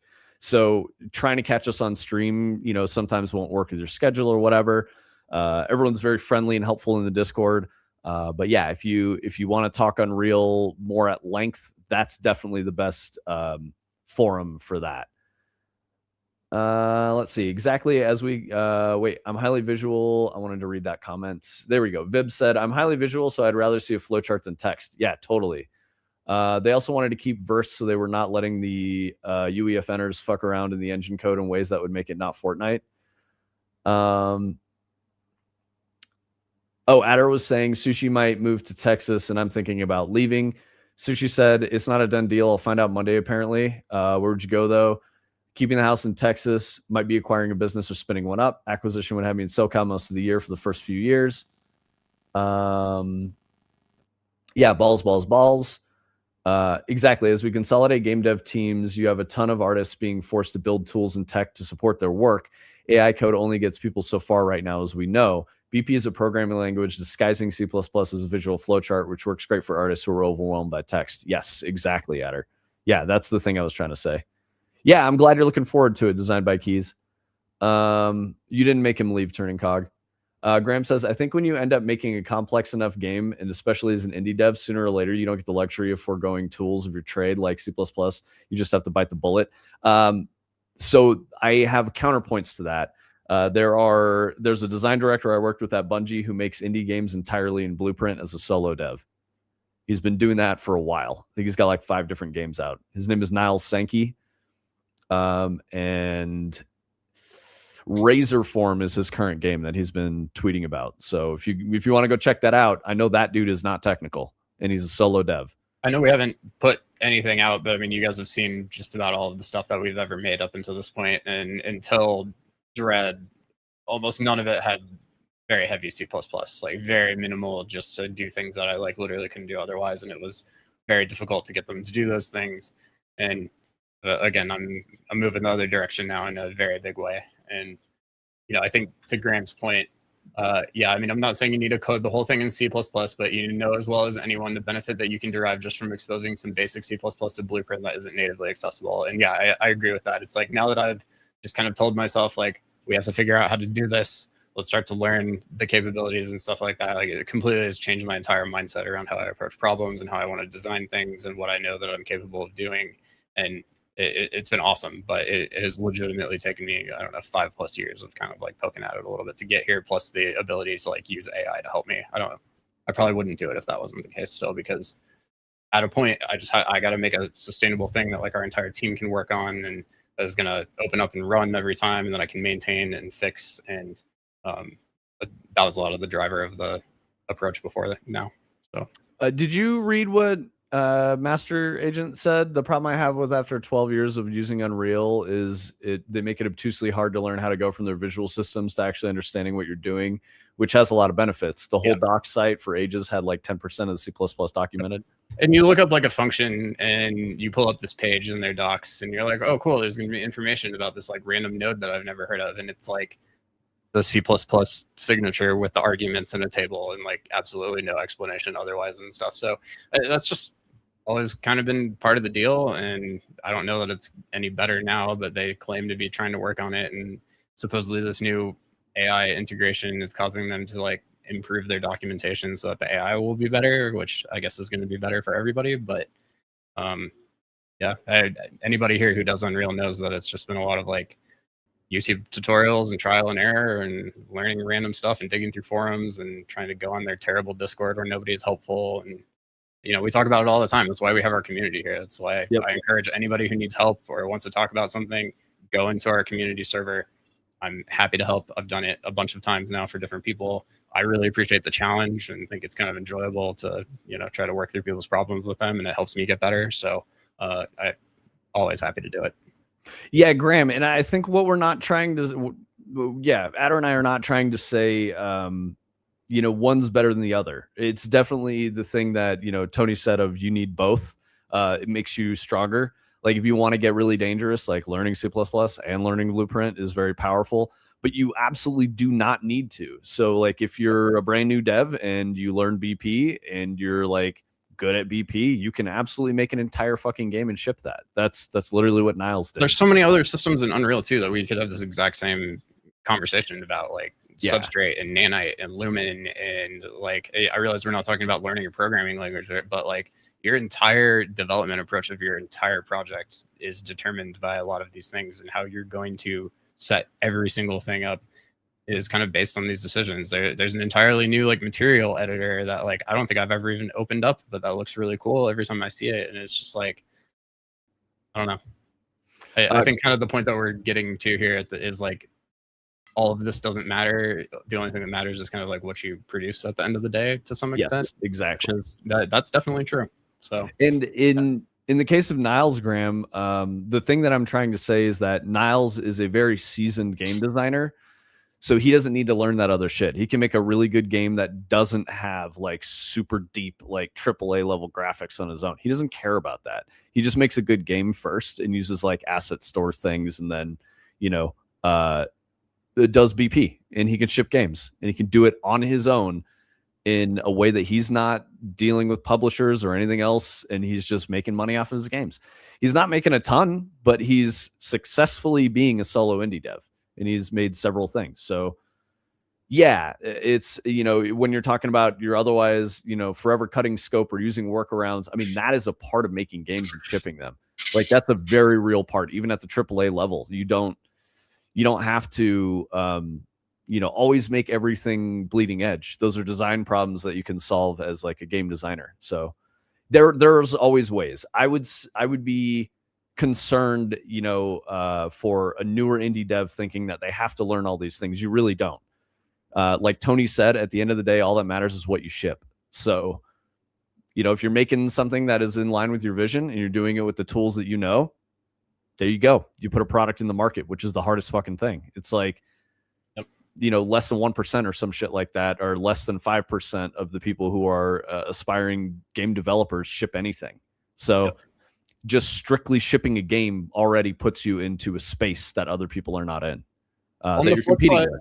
on the flip side, I think if Epic could make the blueprints just inherently work the same as C++ and contain all of the same functionality, which they don't, that's a lot of the time why you have to go to C++, and the fact that C++ like can handle processing threads differently and stuff like that. Like if all of that was in blueprints, I think a lot fewer people would even bother opening up the C++ because it's just like one less annoying step to have to deal with. But it's kind of just the reality at the end of the day. And so, it comes from people just trying to create the thing they want to create at all costs. And that's how we get here, I think. You guys were talking about Mega Mesh for a little bit. Seems like people are excited about it. Epic propaganda is aimed at making BP as enticing as possible to soak in the people put off by the coding barrier to entry. Well, yeah, I mean, Graham, it's not necessarily about marketing. It's just making the tool better for more types of people that want to use it. So like Epic has the money to invest in BP as a tool set. Godot and Unity don't. Like that's why they don't do it. It's very expensive to develop that whole thing that just fucking works. So Unity has blueprints, but you don't hear people talk about it. It's not the same shit. So it hasn't ever been. And yeah, I don't know. Let's see. I definitely agree with everything you guys are saying. Like imagine having artists have to do materials in C++. Like that would be fucked up. I feel like crazy. There's some things that like almost inherently make more sense. Like I don't know if I love the material graph editor necessarily sometimes, but it's semi-industry standard now. Like I know Blender and Maya and all of those kind of have like a similar situation going on in them. So people understand it, and it would be weird to take that away. So yeah, in Graham, I think the whole statement of BP is barely indifferent to C++ is definitely them trying to do damage control, because Blueprint and C++ are divisive either way. Including both, it's important because like a non-technical person is going to feel happier with Blueprint knowing they can build a whole game in Blueprint, and an engineer is going to be like, what the fuck is this? Just use C++. So catering to both, they have to like carefully manage expectations from both sides of their user base, right? So I think we're all saying the same thing. It's a little weird, but like, yeah, that's why it is the way it is. Imagine doing animation in C++. No, that's horrible. No, I don't want to imagine that. I think that's how they did like Toy Story. Yeah, dude. Like that is like just like writing the keyframes down in text, basically. Yeah, they had to write their own system for it. It's Ed Catmull talks about it in Creativity Inc. I have the book over there. That's why I was pointing in that direction. Adder says I used to animate and world build in C# and XNA on Windows Phone games. God damn, dude. Yeah, you're crazy, bro. I mean, like, I know you liked XNA, but as someone who was not a software engineer, it was inscrutable. It was very hard for me to get anything going in XNA.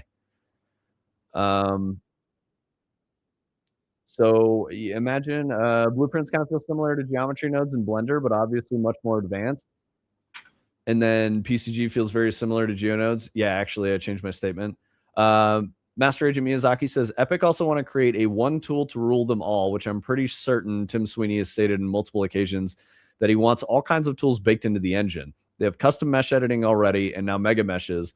They built an animation editor now, partially cutting out the need for jumping in and out of Maya or Blender. So I'm not surprised they keep adding tools like this. Yeah. I think the danger is that we don't know what the future of Epic looks like, because they're currently in talks to be acquired by like Disney. So our tools might get worse, which is not a good thing. And they really talked about, UE6 being UEFN and Unreal mixed together and heavily based on verse and like all of these things that they fired all the people that work on these things and clearly aren't really invested in supporting them anymore. Plus, if they get acquired, a new company might have entirely different priorities too. So Oh, Graham brought up a good point. Blueprints, however, were easier. They were starting to get a reputation of significantly worse performance, so they had to reassure the uninitiated that it's still viable. So that whole conversation is because people were using BP wrong.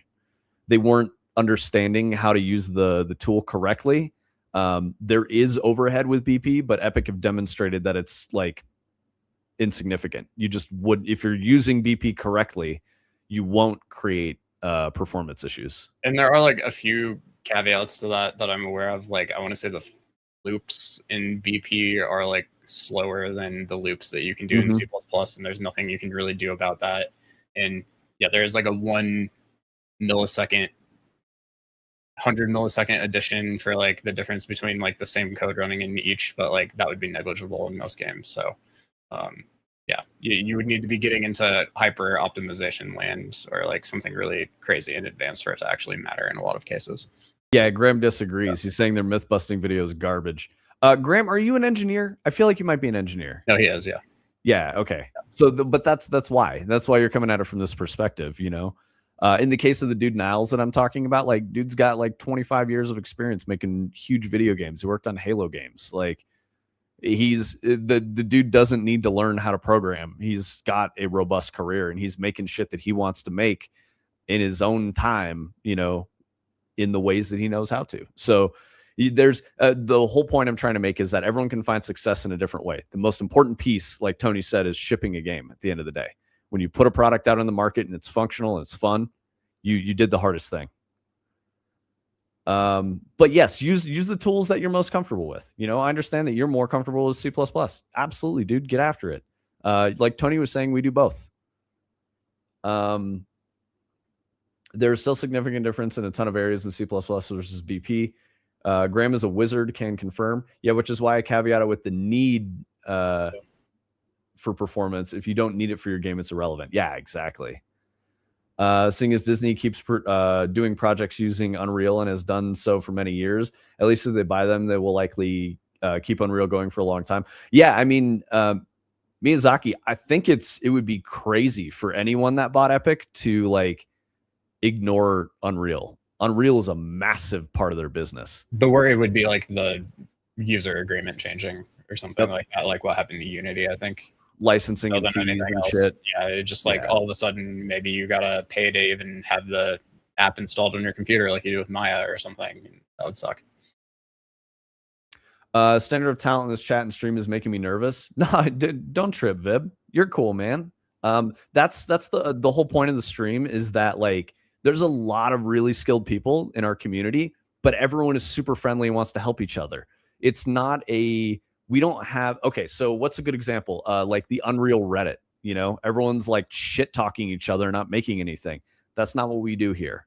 We help each other. We want to lift everyone up. We want, one of the big goals for me and my experience in AAA was this super fucking negative conversation between AAA devs, gamers, anyone in between, including like indie devs who are trying to break in. There's a lot of like just snark and like attitude and people don't want to help each other. And I think it's bullshit. It was very, very hard for me to get into making games for years. And, it was a lot of it was because of the time I was trying to do it. Everyone was very like combative and standoffish and competing with each other. And that has only gotten worse. So that's why we're trying to do this thing. We're taking the risk of putting ourselves out there, showing you guys what we're making, talking about the whole process the entire time, sharing, techniques and stuff we have. Like that's what you get in the Fractal Grove community is that help, that support. Ask me about my materials and watch me flail. Yeah, I believe that, Graham. Me too, brother. You have to sub to UE4? What's that? I'm reading Miyazaki's recent message. Says, back to subscription model again, I guess. I used to pay the $20 sub for UE4 before it was free. I guess I could live with going back to that, but with a bad taste in my mouth. That's crazy. I didn't even know. I wouldn't want that. Yeah, that was the way it was, Tony. It was exactly the same as the Unity thing. And then right when Unity was like, we're going to charge an even bigger fee and follow Unreal's like, you know, AAA subscription licensing model, whatever. That was when Unreal goes, we're free now. And it was just like the craziest business move. I feel like Unreal's model makes a lot of sense for them because they entice people to learn their engine and make games with it, and then if they do well, they get money. Like that's Unreal used to be very expensive to dev in. Yeah. Very, very expensive. That's crazy. Sweeney was on point with it. He's like, Unity's gonna do some dumb shit, so let's be ready to beat them really fucking badly at this stupid game they're playing. Yeah, where's Landar at? Rust might be a good choice.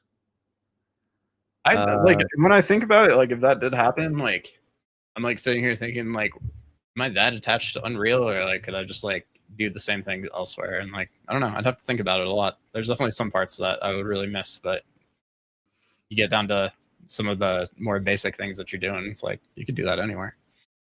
Yeah, Adder, to your point about Unreal not being adopted in AAA, that was the only people that were doing it had like agreements with Epic directly, and they were getting like a special deal out of it. Interesting. Okay. I mean, Adder knows this. I guess I was just saying that for the rest of you guys. SMB if Unreal wants to subs. I think there's a future where proprietary engines make a return and NVIDIA provides modules. Oh boy. I don't think I like that. That sounds like an expensive future. NVIDIA provides modules. So is that like just like GPU APIs or something? And get some engine plugins to get the graphics that you want out of your game. Yeah. You could use Vulkan, that I think would achieve the same thing, but yeah. NVIDIA's looking for new ways to make money as hardware profit margin shrink. Yeah, for sure. Graham, I'm cool with people doing that because they're gonna fuck up real bad. I don't think you can vibe code a game engine. That's we'll vibe code a game engine someday. Don't you worry. It's not gonna be good. NVIDIA looking for new ways to make money as hardware profit margins shrink. Yeah, software is much better profit margins. If Unreal goes subscription based, I'll hop on Google Sheets to make games. Fuck yeah, LFQ. I've seen some interesting outcomes so far. What have you got for vibe coded engines, bro? Back to E-Bombs world we go. Holy shit, dude. Yeah, exactly. What was the thing? Fuck, dude. What was the shit that like Alien Hominid and Binding of Isaac were on first? Newgrounds. That's what I was thinking of. Why are you saying World Star, Turning Cog? Calm down, bro. Like Strong Bad? I was assuming he just like punched a dude in the face while filming it with a cell phone camera and yelled World Star. Yeah, Black Sheep and Newgrounds. Yeah, dude. Newgrounds. Return.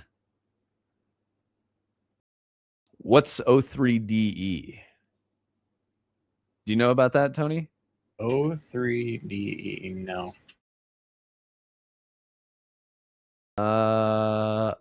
Ode? Alice 3D sounds super familiar, dude.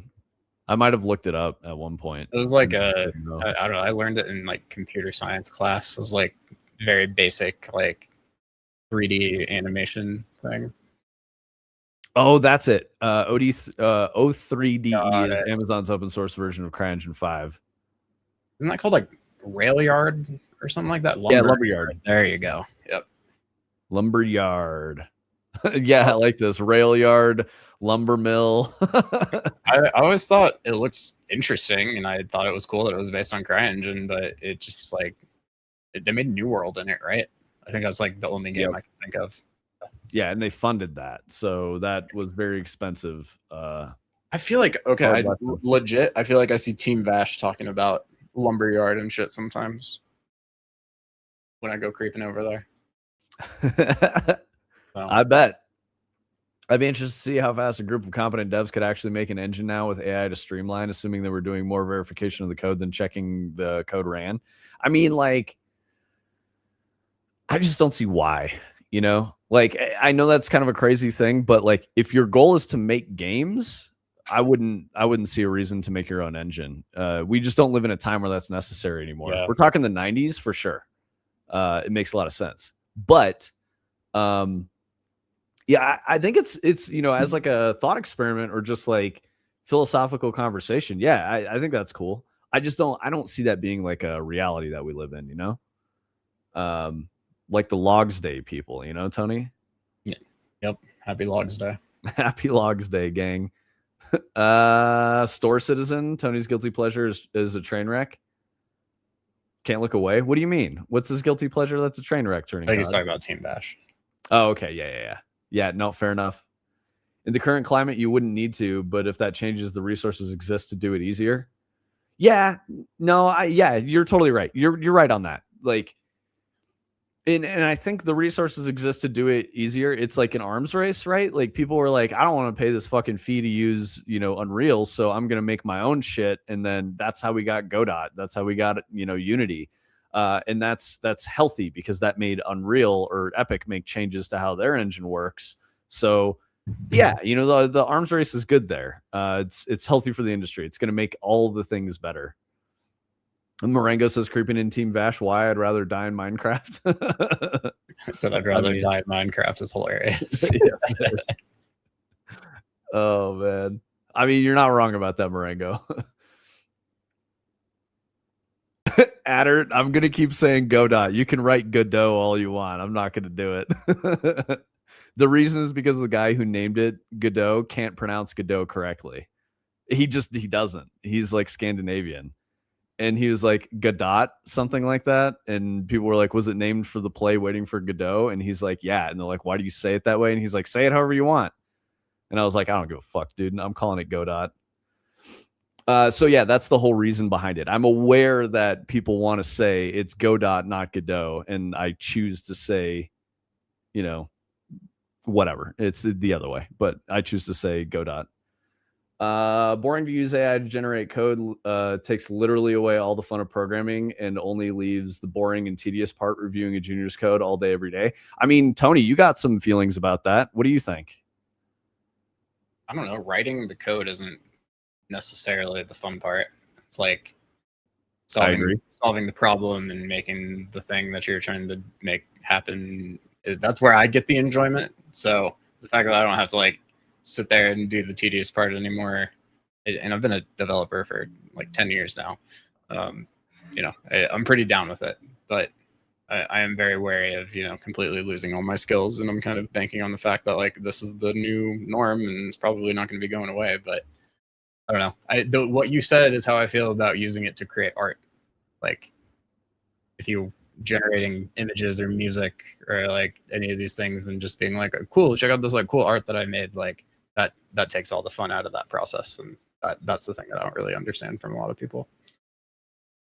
Because like to me, it's a new paintbrush. I'm using it to make art at the end of the day, but like it's a tool that is getting to the end goal, and it's driven by my intention and all of that. So I don't know. I do want to say, like, I mean, Miyazaki, you raise an interesting point. Like, my wife is a software engineer, and she genuinely likes writing code. Like the whole engineering puzzle solving aspect, she likes absolutely, and that's really fun.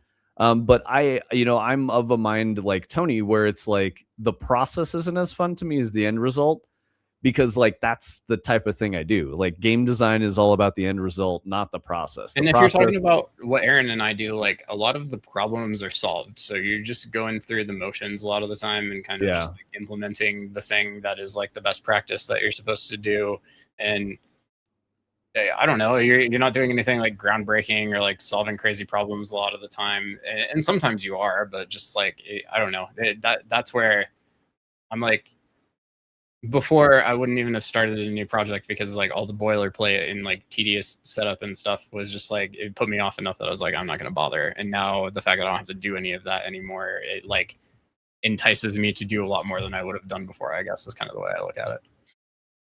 The future is babysitting. I mean, in some ways, yeah. But the future is like almost engineering lead middle management, like it's kind of eliminating juniors in a way, but it's not really eliminating juniors. And we've talked about it a lot, that to effectively use AI to write code, you still have to know how to write code. You have to be competent because it doesn't do things correctly.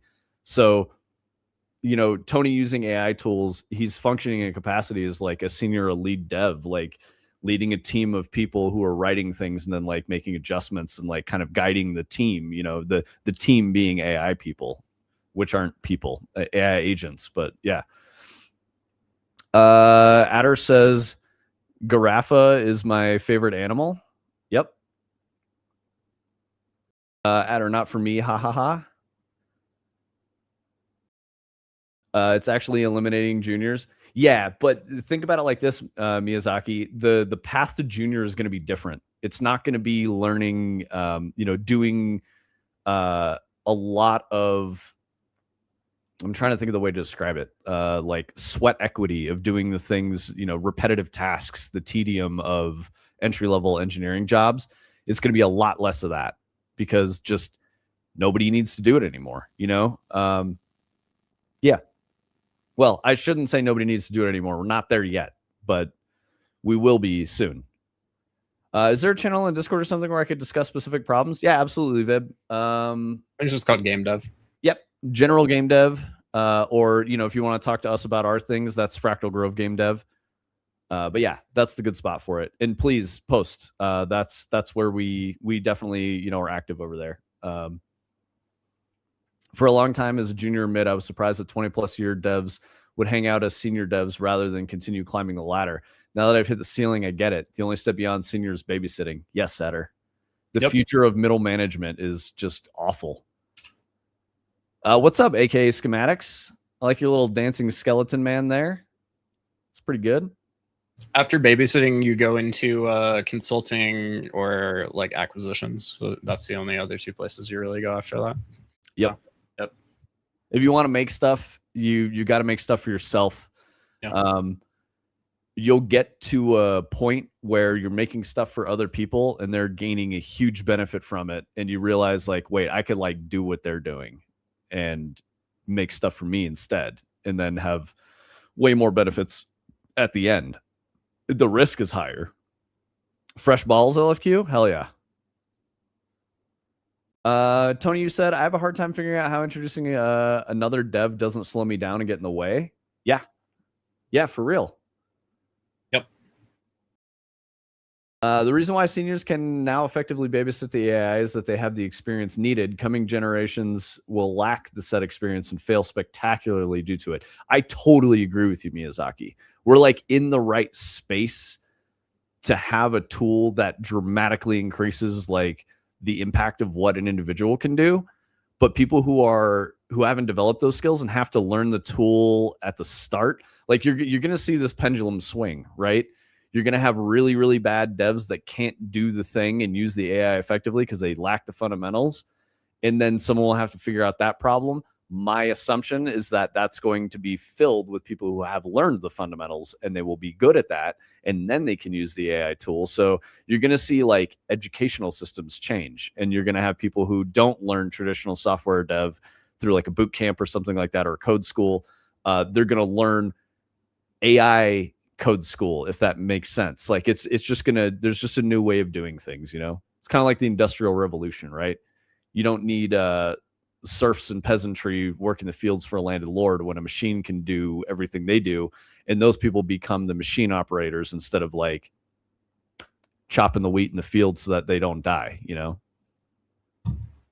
I feel like I'm at that stage with my last gig, but the art side of things, which was my push to get into dev and the solo indie route. Vib, the best thing you can do, not that you're necessarily looking for any advice, but as a solo dev, start thinking about your social circles and the type of people that you interface with. When you're going it alone, what's the fucking thing? I think you said this the other day, Tony. If you're no, I don't know who said it. If you are one of, if you're surrounded by 6 like unsuccessful or poor people, you are the 7th unsuccessful or poor person. If you're surrounded by like 6 successful millionaire people, you will become the 7th successful millionaire. You are the average of the 5 people that. Yeah, it's that kind of idea. Yeah, that shit's very real. And like when I caught this lesson in my 20s, it was hard and it was insulting and I was pissed off about it. But then I started to like critically think about my social circles, and I was like, I'm around a lot of people who don't want to do shit and they want to hold everyone down. If you guys have ever heard the term crabs in a bucket, it's like that. Like the crabs don't let the crab who's climbing out get out of the bucket. They pull him back down into the fucking bucket. So just don't even be a part of that, you know? Make sure that you're not associating with people who are living in a bucket, right? Or crabs that are living in a bucket. Go be a free crab in the tide pools. You know what's sad but true? You're quoting Metallica. Yep.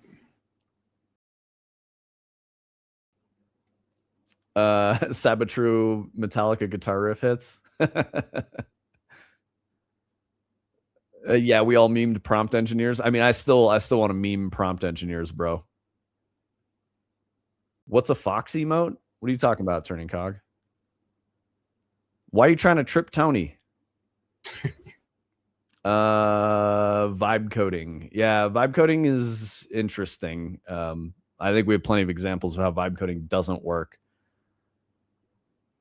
You want to be called an AI solutions architect? Nice, dude. You are what you eat. I totally agree with the average of your circle. Yeah, exactly, Graham.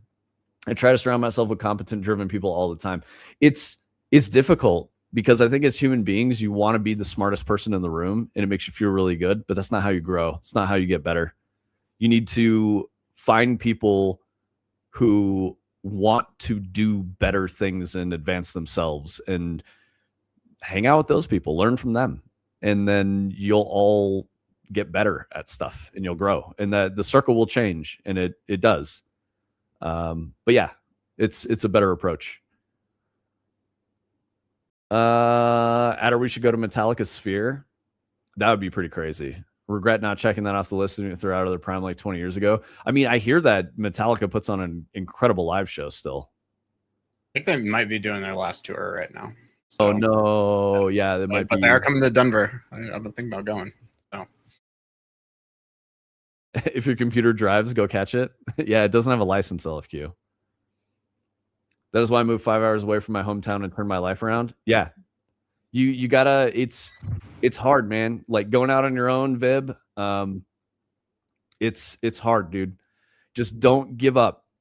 You know, set some goals, work towards your goals. You know, treat it like eating an elephant, one bite at a time. Don't try to do the whole big thing. You know, don't be like, oh, I'm a solo dev, so I'm gonna go make the next MMO that kills WoW. Like that's foolish. And the reason is because you have to understand how WoW even came to exist in the first place. Any MMO, any game as a service, it's a massive team of hundreds of people. The budgets are in the hundreds of millions of dollars, and it can take like 5 to 7 years to finish, even with all those resources. So, like by yourself, not going to happen. It's just not going to happen. I was using an emote from another dev I know in the community, so I was judging their character based on that. Okay. All right, Turning Cog. Turning Cog out here trying to be contentious. Those darn bucket crabs have a strong grip. Yes, they do, Miyazaki.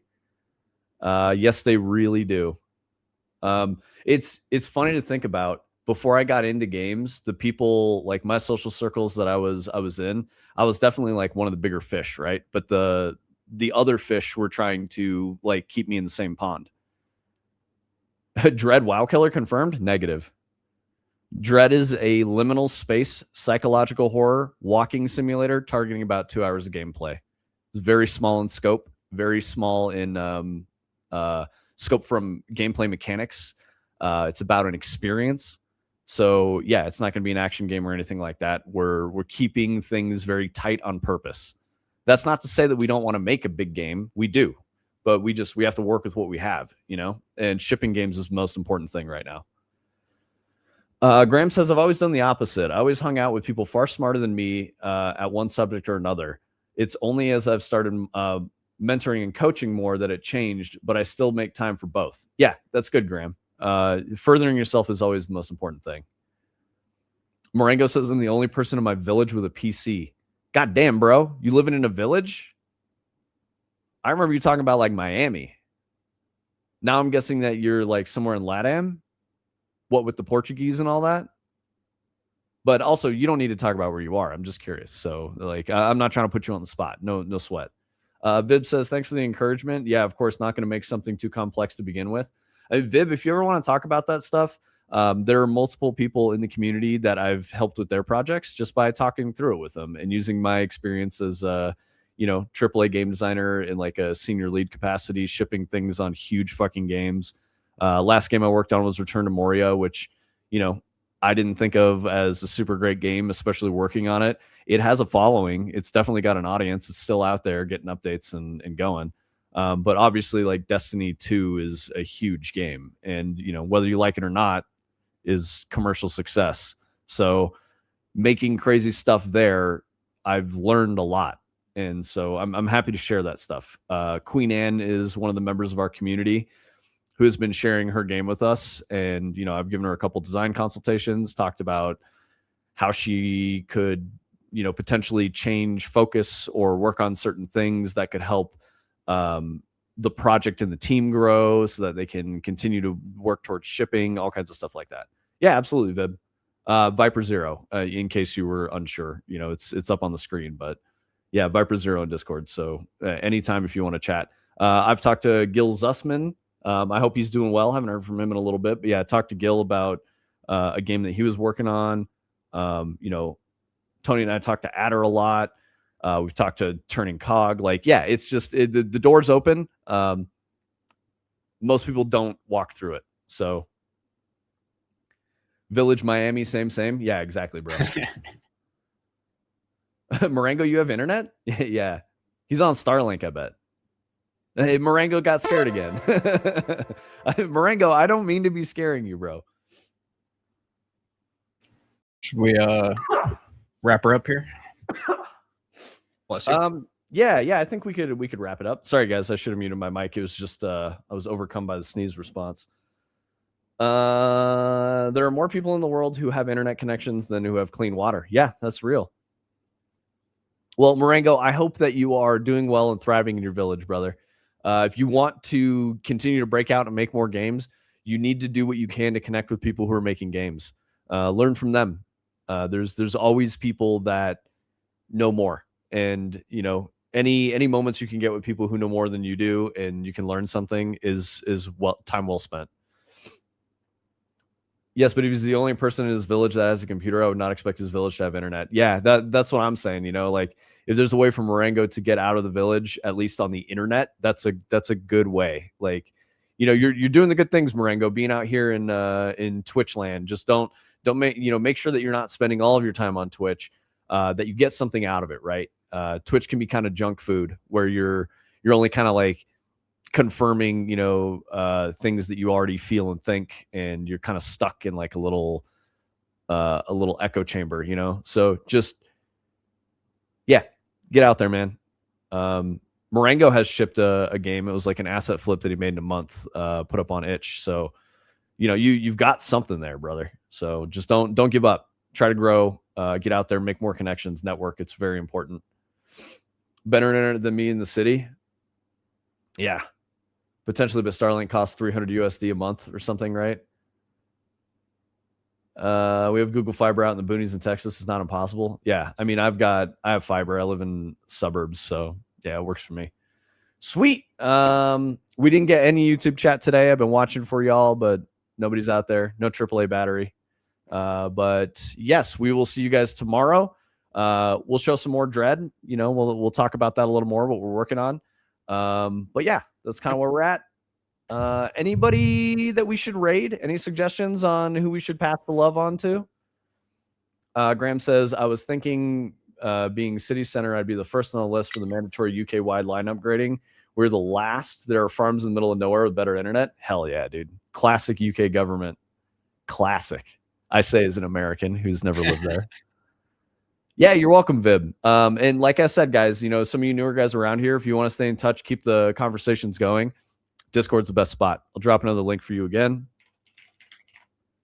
And yeah, it's not super active all the time, but when people are posting things, we are there. We're looking at it. We're always checking it. So I can't talk about it. They're always watching. Yeah, don't talk about it, bro. You'll get in trouble.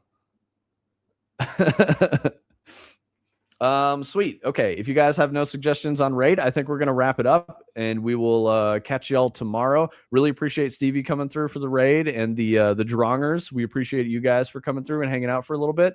Thank you guys for the new follows. Yeah, new follows are awesome. And I really appreciate you guys engaging in the conversation. Mugenics or Sandbox? Wait, is SNB is Sandbox, right? Yeah. Okay. Wait, what do you mean turning cog? Those are very different things. Yeah, later, Adder. Thanks for coming through. Yep. Thanks, Graham. Love having you here. You don't have any devs or deving? Okay, yeah, don't worry about it. Yeah, we'll just catch you guys tomorrow. Yeah, thank you, LFQ, as always, my goat. Stay safe in the Noita caves, brother. Appreciate you guys. Yeah, we'll see you guys tomorrow. We'll be live, 2 in the afternoon Mountain Time. So we'll catch you guys then. Yeah, have a good one, everyone. Be safe, but not too safe. Peace out.